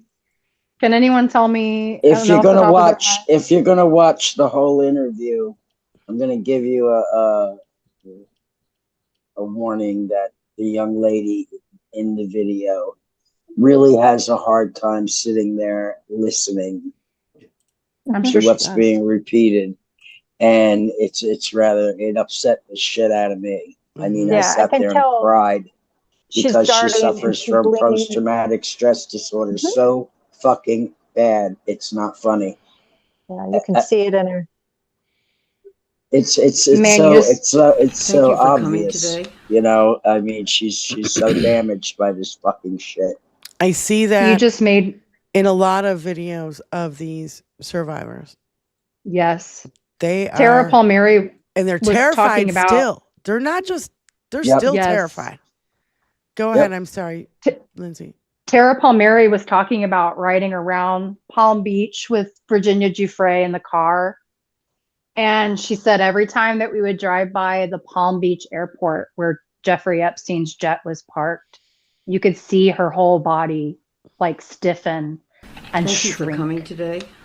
And I was I don't want, okay, this is what I don't want, okay, is for us to start saying all the victims need to come out. They all need to come out. They all need to. Do you know how fucking don't shame the victims again? No, do you know how it's not that difficult this easy. is for them to even come out and say anything? They have the fucking president of the fucking United States against them. And not only that, a whole ring of fucking rich white dudes who we might not know the fucking names of, okay? Because they were the fucking clients. Dinky was a participator. He was a fucking partner. He was a partner with Ghislaine and fucking Epstein. And you cannot tell me any fucking different. So, and this ain't a fucking conspiracy theory. This is just facts. No. Yeah. This is what we fucking already know in the public fucking sphere. And I guarantee that this is only fucking tip of the iceberg. It's only going to get worse from here. Yep. Yeah. Because the more this shit comes out,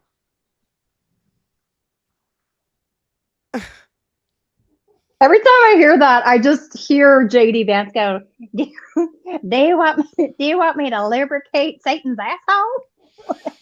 You should get that drop. Sorry. So I'm so glad that they put JD Vance as like this baby little bitch boy that he is. It really made my day. All right, so we got 8 minutes left. Closing statements. Holy shit, dude. This was a fucking trip of a show. I know. Where do I even? I'll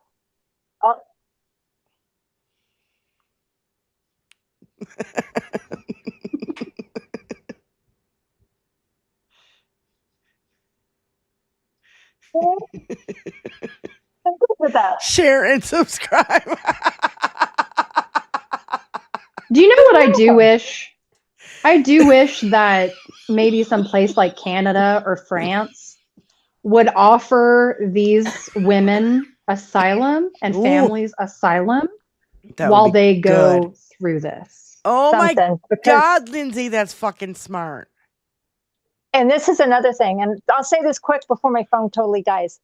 These women are not just coming from a place where they need to now newly, alert everyone as to what happened to them or whatever. These people are putting their necks on the chopping block because they're fucking pissed. Yep.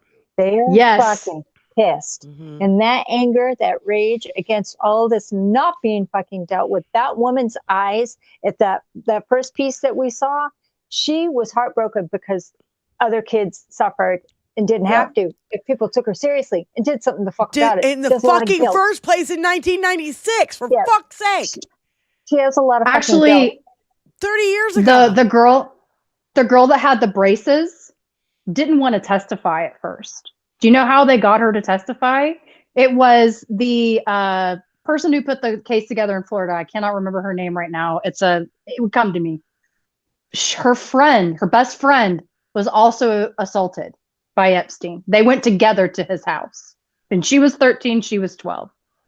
The only reason they got her to testify is the investigator left her best friend's deposition through her mail slot. And she read it. And she realized that if she wasn't going to fight for herself, she was going to fight for her friend. I'm going to cry. That's it. That's where we are. That's where they are. And so they're seeing all these other victims. They're seeing all these other victims come forward. And they're realizing that they have to fight for them.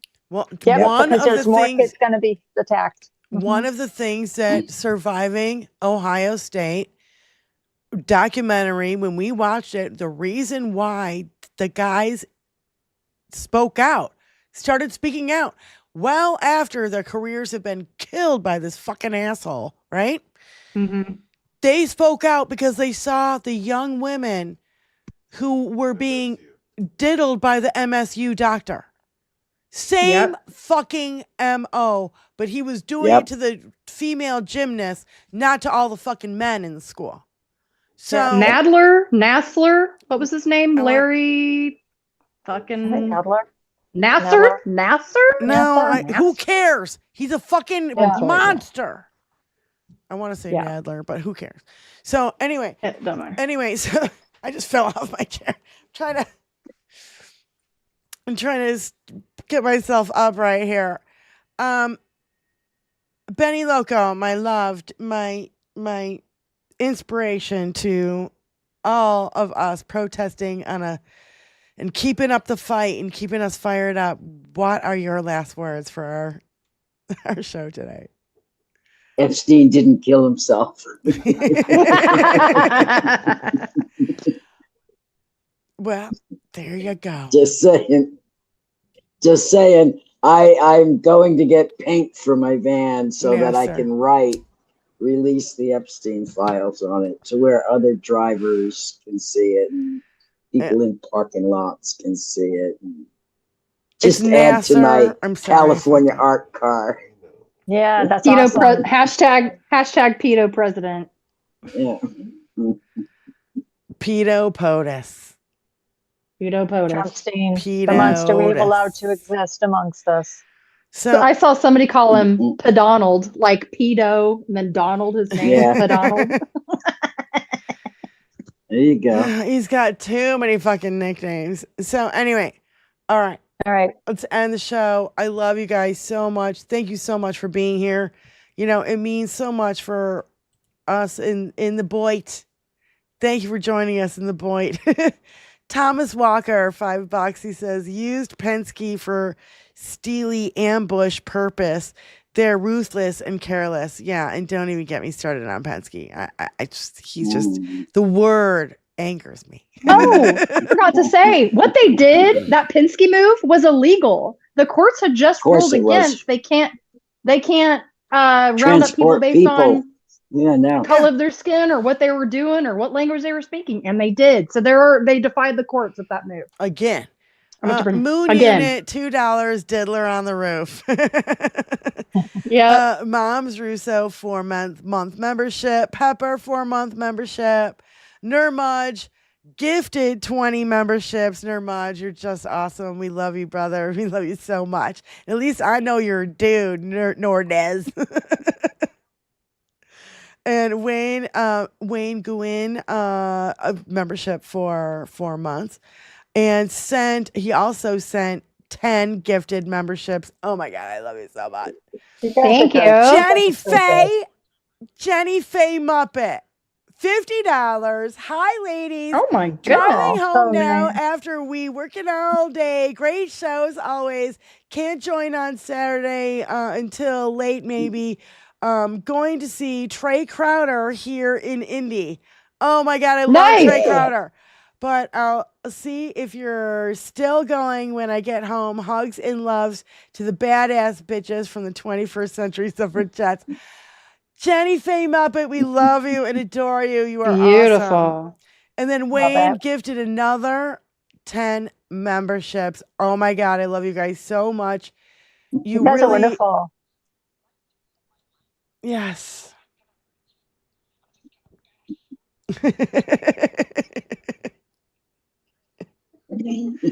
I love you guys so much for being here. Mods, everybody in the chat. Lindsay, Sage, Benny, thank you so much for being here. Choni, thanks for totally fucking up, dude. Like, you were awesome. Diane, have fun rubbing some more ketamine on your man. You know. Yeah, I need to rub him with ketamine. He needs a massage. It rubs the lotion on its skin or gets the hose again. All right, everybody. We love you guys. Love y'all. Peace out. We will see you Saturday night.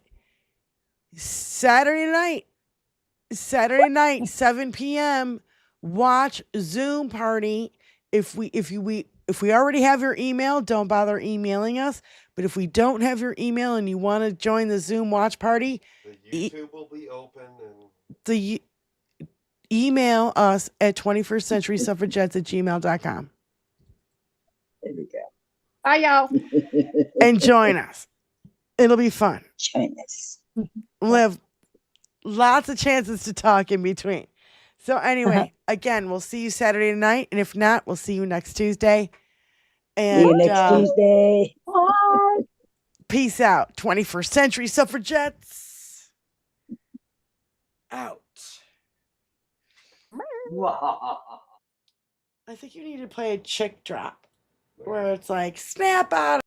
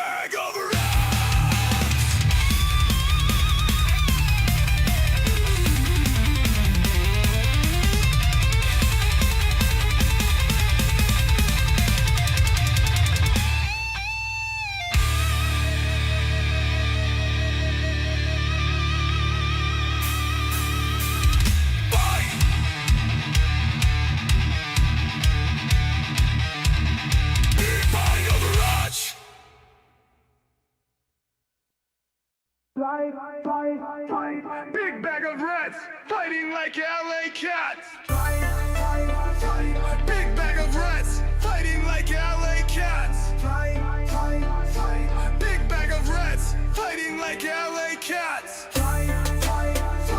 Big bag of rats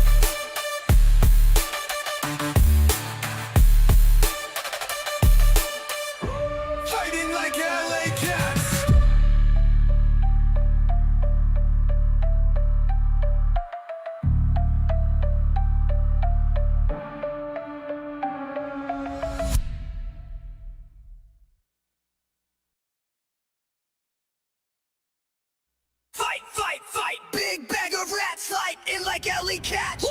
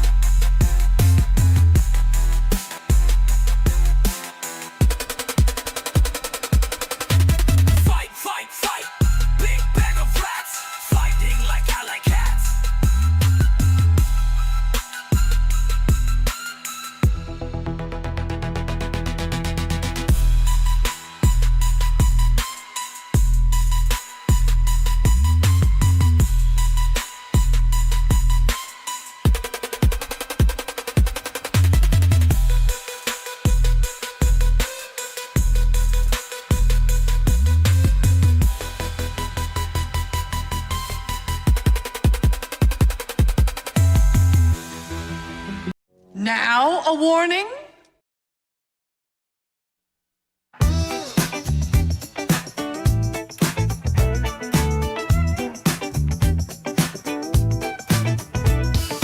Johnny Palpatine walks the line. His shoes are gold, his steps divine. Adam's got a laugh that cracks the air. Together they're a pair beyond compare. Oh, they groove like the night won't end. Every move, a story they send. Johnny and Adam breaking the rules, turning the world into their own jewels. Adam's wit cut sharp like a blade. Palpatine's charm in every escapade. They twist and they twirl like sparks in the dark, setting the stage with their electric mark. Oh, they groove like the night won't end. Every move, a story they send. Johnny and Adam breaking the rules, turning the world into their own jewels.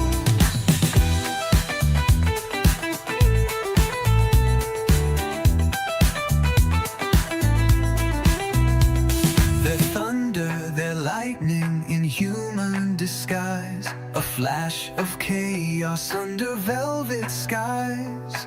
No one can stop the rhythm they bring, the sweetest sting when they start to sing.